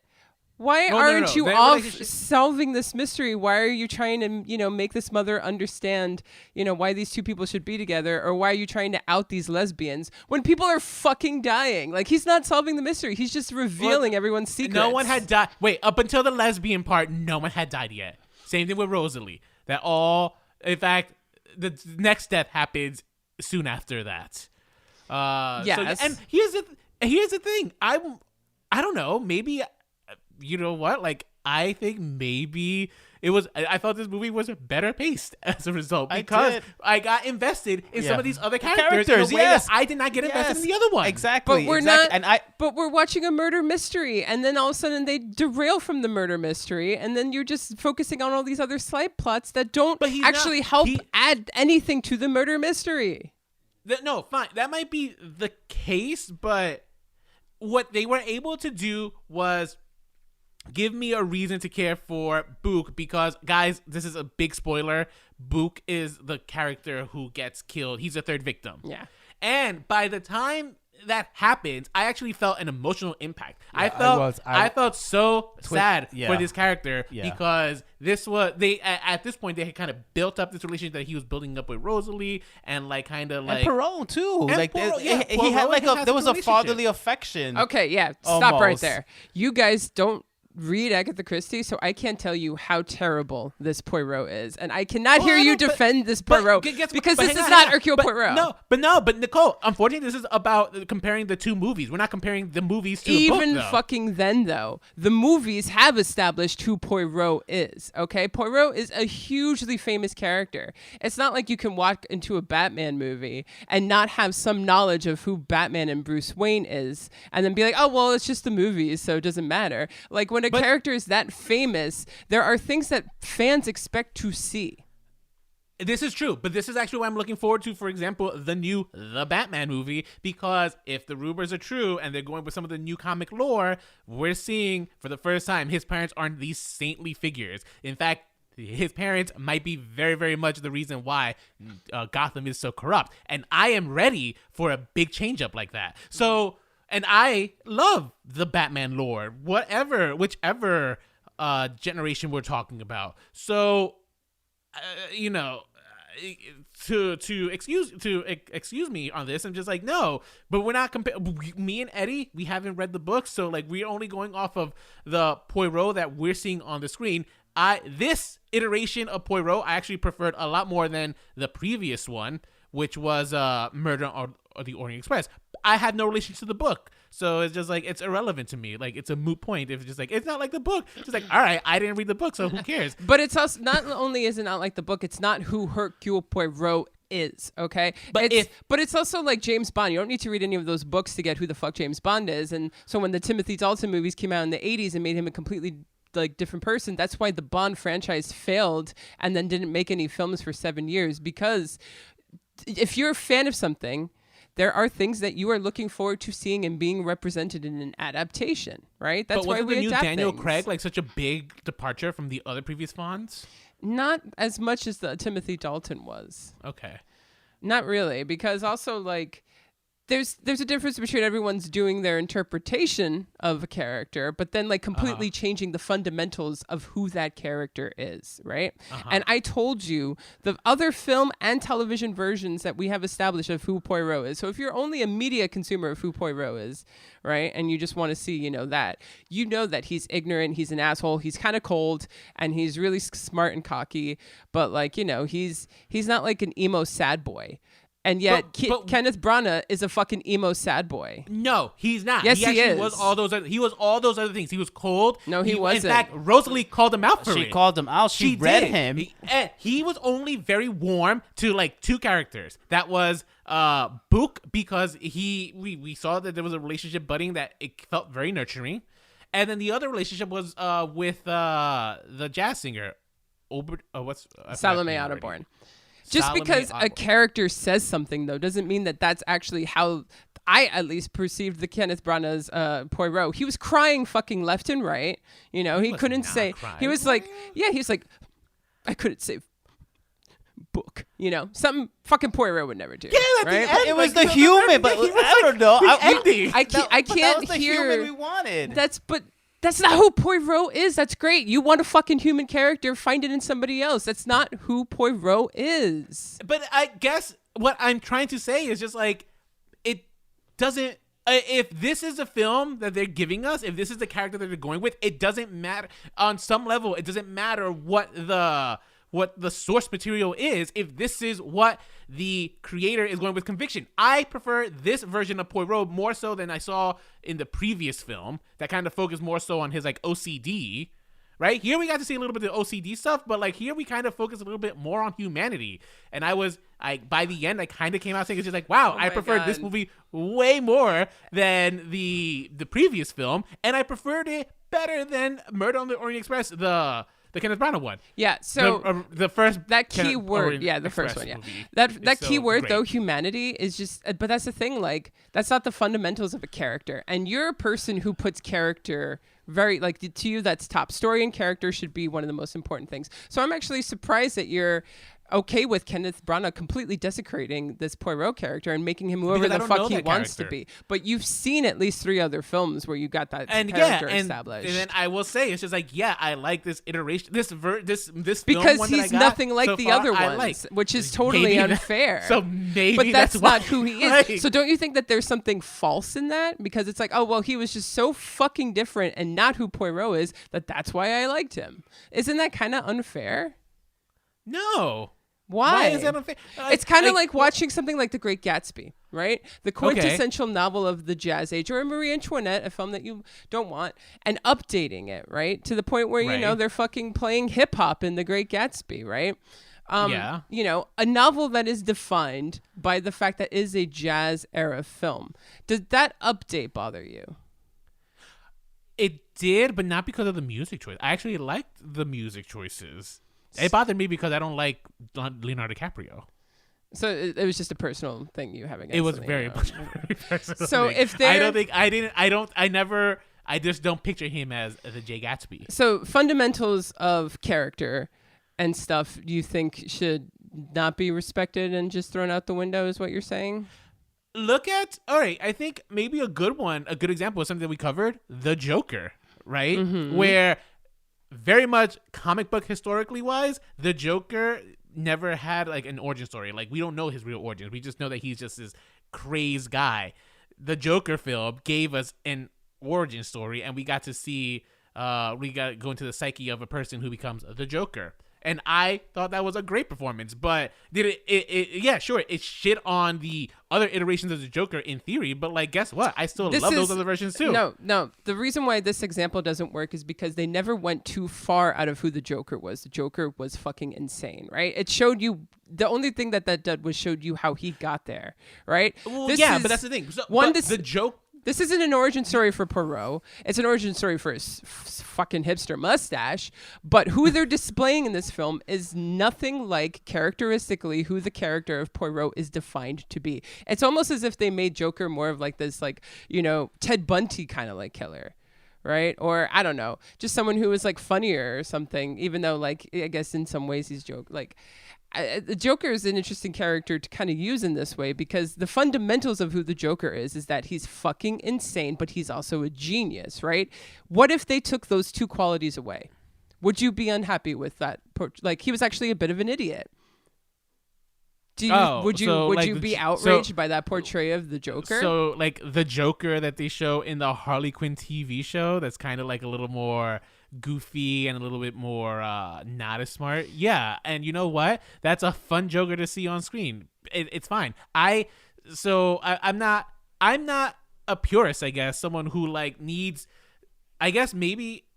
I'm not someone who needs to have like, if the characters were built out this way for all this millennia, like, and we change it up a little, it doesn't drive me crazy. Like, Superman's another great example where Zack Snyder turned Superman to like this kind of like emo sad guy, and like, you know, has less respect for humanity than like the Superman that we grown up with. That one irked a lot of people. I actually liked that iteration. Which one is that? Thought the Man of Steel Superman. Okay. Yeah. I liked the Man of Steel Superman. I thought he was cool. Did they go a little over? You know, the tone of the rest of the movie is kind of derailed, but that's not to say that the way that. But that's not to say that I didn't like this new version of Superman that we hadn't seen before. It really pissed off a lot of Superman fans. I liked it. Okay. There So we go. I That's a guess, good example. yeah, there we go. I guess I would be more in tune with that Superman fan where I'm like, well, you know, if one of the things that I look forward to seeing him portrayed on screen is this and that, and then they kind of went in that direction, there's something that is so uncharacteristic for Yeah, him. usually with then Superman, you know, truth, justice, the American way. But that's here. the thing too, right? Poirot is such a literary character, right? So if you're going to make a film adaptation of it, yeah, you want to make movies for everyone, and you don't always have to read the books, but you know that the target audience is the 50 plus people or the people who have read the fucking book. So you're kind of isolating that fandom when you completely disregard the text and the other media portrayals, and you know, the fact that if you look at a picture of Hercule Poirot, if you look at his silhouette, you'd still fucking know who he is. So when he doesn't look anything like it, come on. Yeah, I mean, hey, you might not live in that world, but many other people do, where they can identify that. And also, not only does he visually not look like him, but he acts nothing like him. So for fans who actually are looking forward to seeing the Poirot that they like to either watch in other movies or read about, I'm like, yeah, maybe I'm a purist in that sense, where it's like, well, they just completely shit all over that. And like, that's the thing. They changed a fucking lot, and I was fine with it. Make Salome a jazz singer and change that. Sure, add book is all this shit, but keep at least the Poirot things intact, because otherwise, why are you fucking telling this story?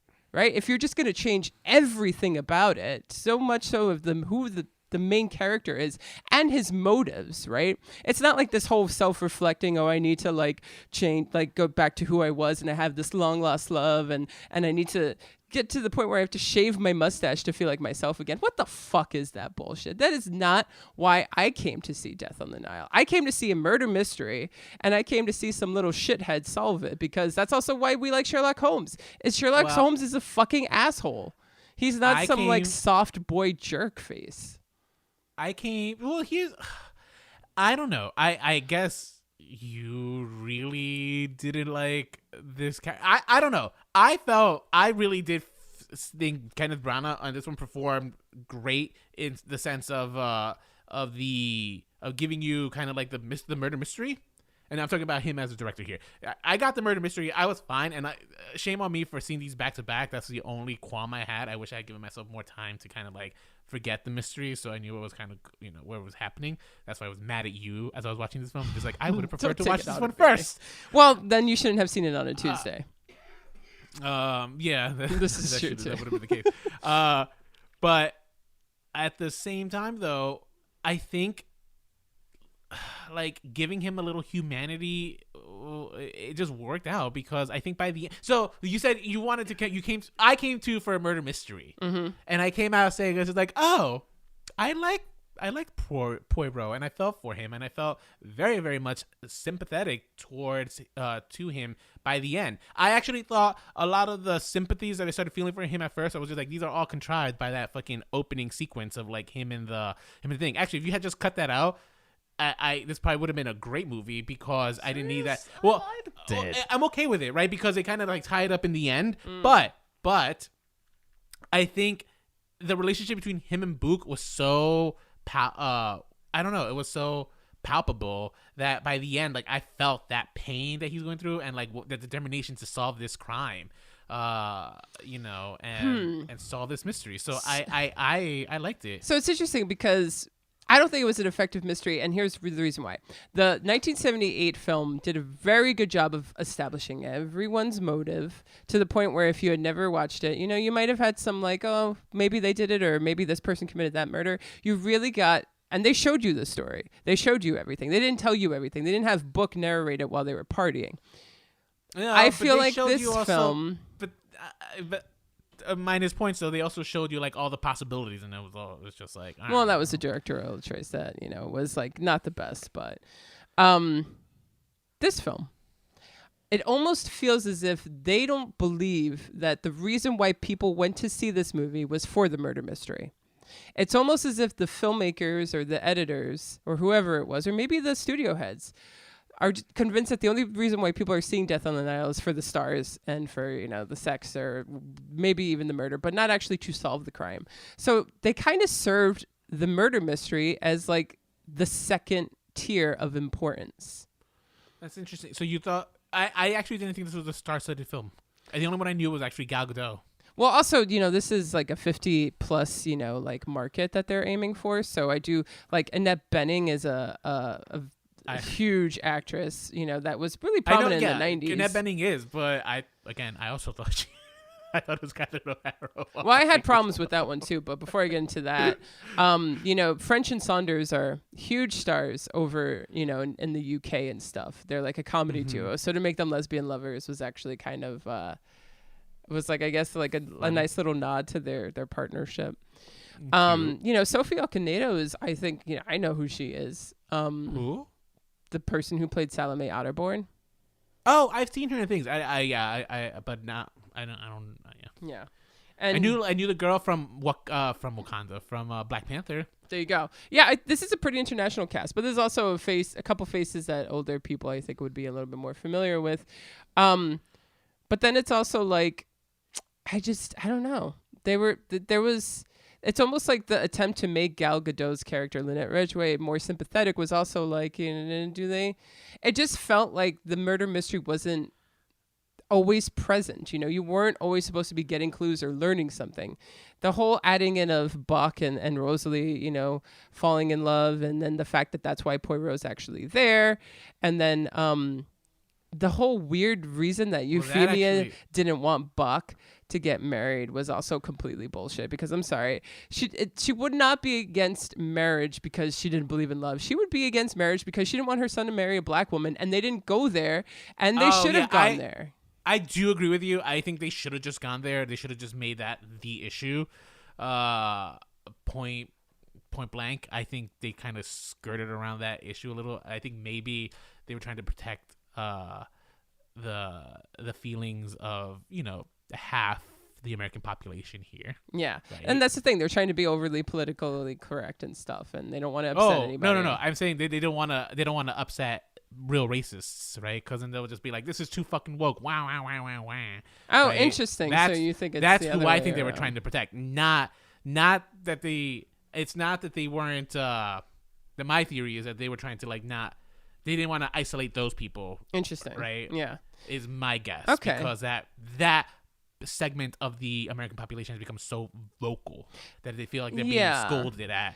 They are going to boycott it or make a big stink about it. So it's better. I mean, it sucks because it would have been historically more accurate if that was it. But whatever. So it just also didn't make sense. Like, really, that's why you're so against it, because you don't love ruins lives. Like, this is stupid. Eddie, but not every white person has these feelings. I mean, because I think it ruins the. I mean, for the theme that I got from this movie was that all that was laid out was different forms of loves. Yeah, I that was going on. on. Eddie pointed this out when we were leaving the theater, and I actually liked it. And I thought, oh, what a great Valentine's Day movie this was. So, Eddie, go ahead. I'll let you make your thought, because this was your... Yeah, so it's like love of money, secret love. There is forbidden love going on here. Unrequested love. Requited. Unrequited, right? Unrequited love, yeah. Unrequited love. Possibility, potential love. The almost blossoming of love. The love between a mother and son. Mm-hmm. So you have all these these elements there being played out. And the thing with love is, the line between love and hate is so thin too. And love makes us do crazy things, and the passion that comes from love. Yeah. So I felt like I was seeing this all kind of played out. Yeah. Within this, and it's just like the motive behind this is love. It's kind of twisted. Yeah. But it's love. This one. Even the maid doing what she did was that she loves this guy that she can't be with. Yeah, so it's interesting because even though, that's definitely a theme, that was part of the book and stuff, and they really highlighted in that movie, I also felt like all these news stories they overcomplicated the movie and the story and took away from the reason that we're there is to fucking solve a murder. I'm like, I don't know. For me, it was just, I guess you guys are way more forgiving than I am, because at the end of the day, I was like, this is way too complicated, and it's a shorter movie. And they're focusing on all these other fucking things. Like, what about the fucking mystery? I don't know. It also might have been the fact that they had to edit out a lot of Armie Hammer scenes where it's like, okay, well, where's all this time we're supposed to be getting with Simon Doyle and Jackie? Because we're not getting it. I feel like it was enough. Yeah, I feel like more Simon Doyle. I was like, just around. I genuinely hate. I don't know. So wait, you genuinely think that this was a good script, Rolando? As someone who thinks script is king? Yeah, I actually came out saying, this I like this. You don't think that this was overcomplicated and not focused at all? And not only that, how many times did Poirot investigate someone, accuse him of murder, but then end up just talking about himself and stuff especially that scene with Salome? I don't know. That's what I think about him. Yeah, but he's supposed to solve the murder. But no, He he's did. not talking about Again, I think you guys are way more forgiving, and you just were there for like, the fun time, because like I couldn't follow anything. Like I thought I was gonna have fun, and at first I was like, this is great, but then it was like they're not focusing on the fucking story. They're adding in so much other shit that's supposed to take away from the main story, to the point where it's like, everyone who left that theater knew that it was Jackie and Simon, because the film did not do a good job of establishing any other person as being responsible for the murder. In the original 1978 film, everyone else was could have been the murderer. Yeah, fine. I won't disagree with you on that, and that might be attribute of writers thinking that Americans are lazy, but they might be right, because literally, as we were in the theaters, when the killer was revealed that he had an accomplice, I heard gasps in the theater. Yeah. Okay. Well, hey, it was such a. They were shocked that there was people, another person. yeah, so some people I'm might just saying, be, it's just but- like, I don't know. Maybe you think you like murder mysteries and you read these, but my guess is that maybe the majority of the people of the American population doesn't really read mysteries, and therefore they just get swept in by the drama and the fashion and the glitter. Yeah. This movie, I won't lie, like the fashion of this film seduced me. I think, And even just the background, how Yeah. beautiful Egypt looked and was portrayed. It was just it was that fascinating. CGI was really nice. It was I mean, They use a sound stage for these things. They to did. make it look- They did build a boat. real temple. Yeah, they built a fake temple. And they built a real boat, and I But think that's it the all thing. paid off. It's not just because I read murder mysteries. Murder mysteries are it's always present. There's so many television shows and murder mysteries and stuff. So it's like, okay, maybe some people in your theater were like gasping, but that's not like something that I could say about the overall general American public. I mean, people know how to follow a fucking story and are there to follow a fucking murder mystery. And I just thought that the script assumed that people weren't into it. And that's why they didn't spend so much time actually giving all of these other reasons why people might have done the murder. And they made it so clear that it was Jackie and Simon. I think way they did more a cynical. really lazy job. I'm way more cynical of American audiences. And I'm defending the American audience. I think that we could have fucking handled a more focused murder mystery plot, because that's why we were there. All right, I don't agree. I'm more like I left that movie caring about who died. Yeah, Like me when too. someone died, I really cared. Like when Book died, I was like, Like, oh with my the exception God, of- this is so fucking tragic. And even when the two lovers died, when she kills him that way, bullet through his back into her heart, So and she just romantic. like lays there on him, and I'm like, and whispers, "I love you." this love is so tragic, it's so twisted, it's so wrong. I feel so sad for them. I did not care for the other two in the original. Yeah. I did not Wow. care at all. But I love Mia Farrow. yeah, Did not care. yeah, I did not care. She died. When she died, I'm like, oh, drama queen. Yeah. You know. But this one was like, oh, this is so fucking heavy. And then the loss, like people lost there. There was a love that was lost. There was a mother who lost her son. There was Perot who lost kind of like this friend. You know, people walked away, and things died. Nicole just rolled her I eyes. did, died. because Poirot doesn't give a shit like that. Poirot's it's just so interesting that the He's not reasons a robot. I don't think he's a robot. I just think he gets written like a robot. He's not. You Nobody's know? saying he's I'm a not robot. a robot. but I just he get wouldn't- written that he's- way. It's not that he's a It's not that you either give a shit or you're a fucking robot. It's just not who he. That's not who he is. I'm sorry, but, like- but here's the other thing, right? What these people did was ugly. And what these people did was fucked up and wrong. Something that I felt more in the 1978 film than this one. I almost felt like they fucking glamorized the shit out of these people. They're fucking committing murder. Why do we feel bad for them? I mean, it's tragic in the sense of that they got so carried away with their greed and they killed all these people, but that's it. Who fucking cares about their goddamn love story?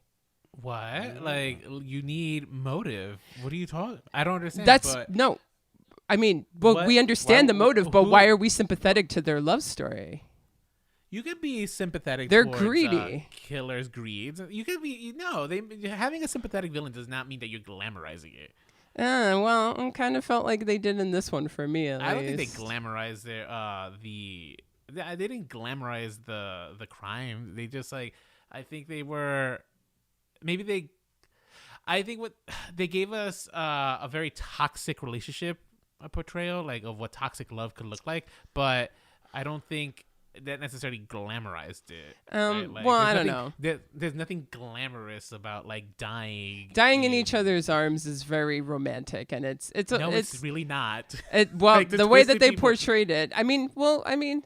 You guys just went on record saying that that's how you felt, that it was like so That's how romantic. I and felt. I felt okay, that maybe way. just I felt that was just like. I mean, I'm not glorifying it or anything like that. What I'm just saying is that moment, that scene, made me like feel.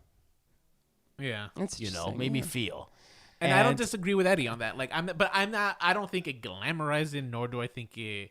And this is I think you're just like now. You're just like. This is like you're the one who says it's like we can't like hold films accountable for what like they glamorize or don't glamorize. Right. I mean, what you think I'm saying that because the way that Death on the Nile portrayed something that people are now going to go commit crimes of passion or something? So you're not saying that? Is that what you're accusing me of saying? I am. No, accusing you of that. I'm glad I'm accusing them of Poirot just randomly romanticizing. accusing people of murder. I'm accusing this movie of romanticizing all these people's relationships instead of actually portraying them as murderers. And that's the thing too. Like this film is overly romantic. Again, I'm more devastated at the fact that they added this whole romance story to Poirot because Poirot would never. He just in other films we've established that he doesn't look at other people. He's asexual. So the fact that Right. this would be plaguing him the whole fucking movie, you know, that he would be so vulnerable in front of other people that he would cry about the death of his friend. That's just, I'm sorry, sure, that guy's moved you, but it's not who Poirot is. And then he would never shave off his mustache. It's the whole thing is just, you guys aren't fans of Poirot, so you don't care, and that's why you were able to enjoy it. For Probably, people, I guess I expected you to have more sympathy since you guys have hardcore fan bases. For people like us who expected to see an honest portrayal of our beloved character, and it got shit on. But then I showed you my counterpoint. It's just like, yeah, but I don't mind change. Yeah, you didn't don't care mind about the Man of change. Steel change like others did, and that was a good example of that. You know, And I'm looking forward for like the Batman changes that we're gonna see to the lore. I mean, I'm sure there's people up in arms that like Commissioner Gordon is black, and I'm like, all right, I don't really give a fuck. That's Give me a different. good story. Again, you know, changing somebody's race is different from changing the fundamentals of who makes them who they fucking are. That's a complete different thing. Well, no. But I'm talking about, but then also for Batman here, we're talking about like, what is it? Is he now a hero, or is he trying to clean up for the sins of his parents? Right? Because that does fundamentally change. Like, Batman was always a vigilante. He was always after trying to clean, making up for the fact that he couldn't save his parents as a kid. Now we have a Batman that is technically probably has this feeling that the problems of the city are the burden that are his own burden because his parents helped create it. Yeah. Right? So that fundamentally changes who Batman is. Yeah. And I'm okay with that change because it's like, all right, let's see what happens. It's almost That's what they great. did with Smallville too. Well, so here's the thing. Like I said, I don't mind, the updating of Salome and all that stuff for the plot. That's fine. I'm not, and I actually don't think I'm a purist in that way. But if also you're going to make a movie about Hercule Poirot, then maybe you should make one about who he is and who we expect him to be. That's my argument. Like, you can update the shit out of it of all these other stories and throw in all these characters, to... Fine. I'm not a purist in that sense. I just want to go on record. I feel like, I hope our listeners understand where I'm coming from in the sense where it's like, if I expect to see a life story of who Rolando is, I better not see like this quiet, contemplative portrayal of who he is, because Rolando's a very theatrical, outspoken person. And I expect to see that in a film about him, where if they were to show something else, that's not who Rolando is. I know, but that's a biopic. You can't do that. Oh, well, now we're getting... This is These an are fictional example. characters. This is an example. But that's the thing. You were a character. And as far as our listeners are concerned, you're a character. You're not a real person. You're a character that they like hearing all of your quirks about, right? So next episode of Remakes, Reboots, and Revivals, you're not who they grow to love you anymore. Let's have we'll have someone like play me for like an episode. Yeah, like claiming they're Rolando, and there he is, like he's crying over things, and he's just a completely, it's just not who you we're looking forward to seeing. Uh-huh. And that is why and that was my biggest gripe with this movie. I actually didn't hate this movie, but the Kenneth Branagh stuff pissed me off so much. And I also kind of felt insulted. I was like, oh my God, you guys can't just focus on the goddamn murder mystery. You got to throw all this other fucking shit in there, like, because you think we can't handle it. Those are my two major gripes about the movie. So it sounds like you didn't think this movie was needed. I mean, I really, really wanted, Agatha Christie adaptations to become something that we would get more often. Because the people who are probably seeing this are people who have read the book, and most of the people who have seen this movie, like, this film has not gotten good reviews. It's pissing as many other people off as it has me. I don't think it's going to happen. I think it's going to ruin the chance of more Agatha Christie books. So I was hoping I would say it was needed. And in other ways, I liked the updates, fun, but I think it's going to make sure that there are no more Agatha Christie adaptations. And therefore, it was very much not needed to put an end to that. Okay. I actually haven't looked at the reviews for this film. What's it called? Are you kidding me? We just spent 2 hours talking about it. Death on the Nile. Hang on, I'm just trying to find it. It's not. Why is it not showing up on Rotten Tomatoes like immediately? 64. All right, that's respectable. Oh, the audience score is a pretty telling thing. If the audience thinks it's fine, What is this, Rotten as I do. Tomatoes? Oh, you guys take Rotten Tomatoes seriously? The audience score, you can. I don't take the score as like a Bible thing, but like usually if you look at critic score and compare it, usually the audience score tells you, like, look into disparity. Like if the audience score is higher, this isn't like a hard and fast rule, but like if the audience score is higher than like the critic score, it is usually more telling, than the reverse. So same thing. If like if the critic score is like super high, but the audience score is super low, like that tells you something. It's just like, okay, critics might think this is a darling, but like most people fucking hated this film, and that's fine. You know what I mean? Same thing. So if like this movie seems like it's like critics are just like on it, audience is like, oh, I liked it, and that tells you something. It's just like, yeah, it's kind of telling me that like what I think, that like American audiences are not as smart as you give them credit for. Wow. I really hope people write to Rolando and be like, fuck you, dude. Cause No, if you're listening to this podcast, you're one of those smart ones. But let's be real. Those that don't are the dummies I'm talking about. I guess so. I don't know. And to answer, and to my point also, I thought this movie was needed because I thought this movie was actually pretty good. And it actually made me want to look forward to like a sequel. Yes. Wow. You know what? That alone is definitely worth it. And yeah. I hope we don't have to cover it because But I want to see another. can we talk about the same elephant guy. in the room, though? Which one? Who were these beautiful women that carried the dead bodies all the time? Yeah, they were these mysterious. There was only these 4 beautiful women with this like nice do, and they would just be carrying the bodies all the time. Oh man, I don't know if I noticed that. Yes. What? The Like, 4 it was women so who were always obvious. carrying bodies? Always. Or Did I notice by that? other, there was another theatrical moment that like me and Eddie appreciated as gay men, and that's when like Poirot shoots the gun in the air, and then everyone is locked in the room. Yes. So dramatically. Yes. So you could like reveal who the killer is. Yeah, that was I was very like, dramatic. how dramatic. I love it. I'm here for it. That's Yeah. filmy. That was probably the closest to Poirot he came that whole fucking film. But yeah, so what did you guys think? Are you a fan of the murder mystery genre? Or do you think it should be as faithful to the book as it should be to the movie? How many liberties do you think, these films should be taking with characters and development and all of that? Let us know your thoughts. You can let us know your thoughts by emailing us, remakesrebootsrevivals@gmail.com. We are active on Instagram at remakesrebootsrevivals. A very, very funny reel just went up, and you guys should go over and you should watch it. We're active on Twitter at Remakes Podcast. You can find us on Facebook, Remakes Reboots Revivals, and YouTube too. And of course, if you enjoy this podcast, find us on any of your platforms and leave us a review.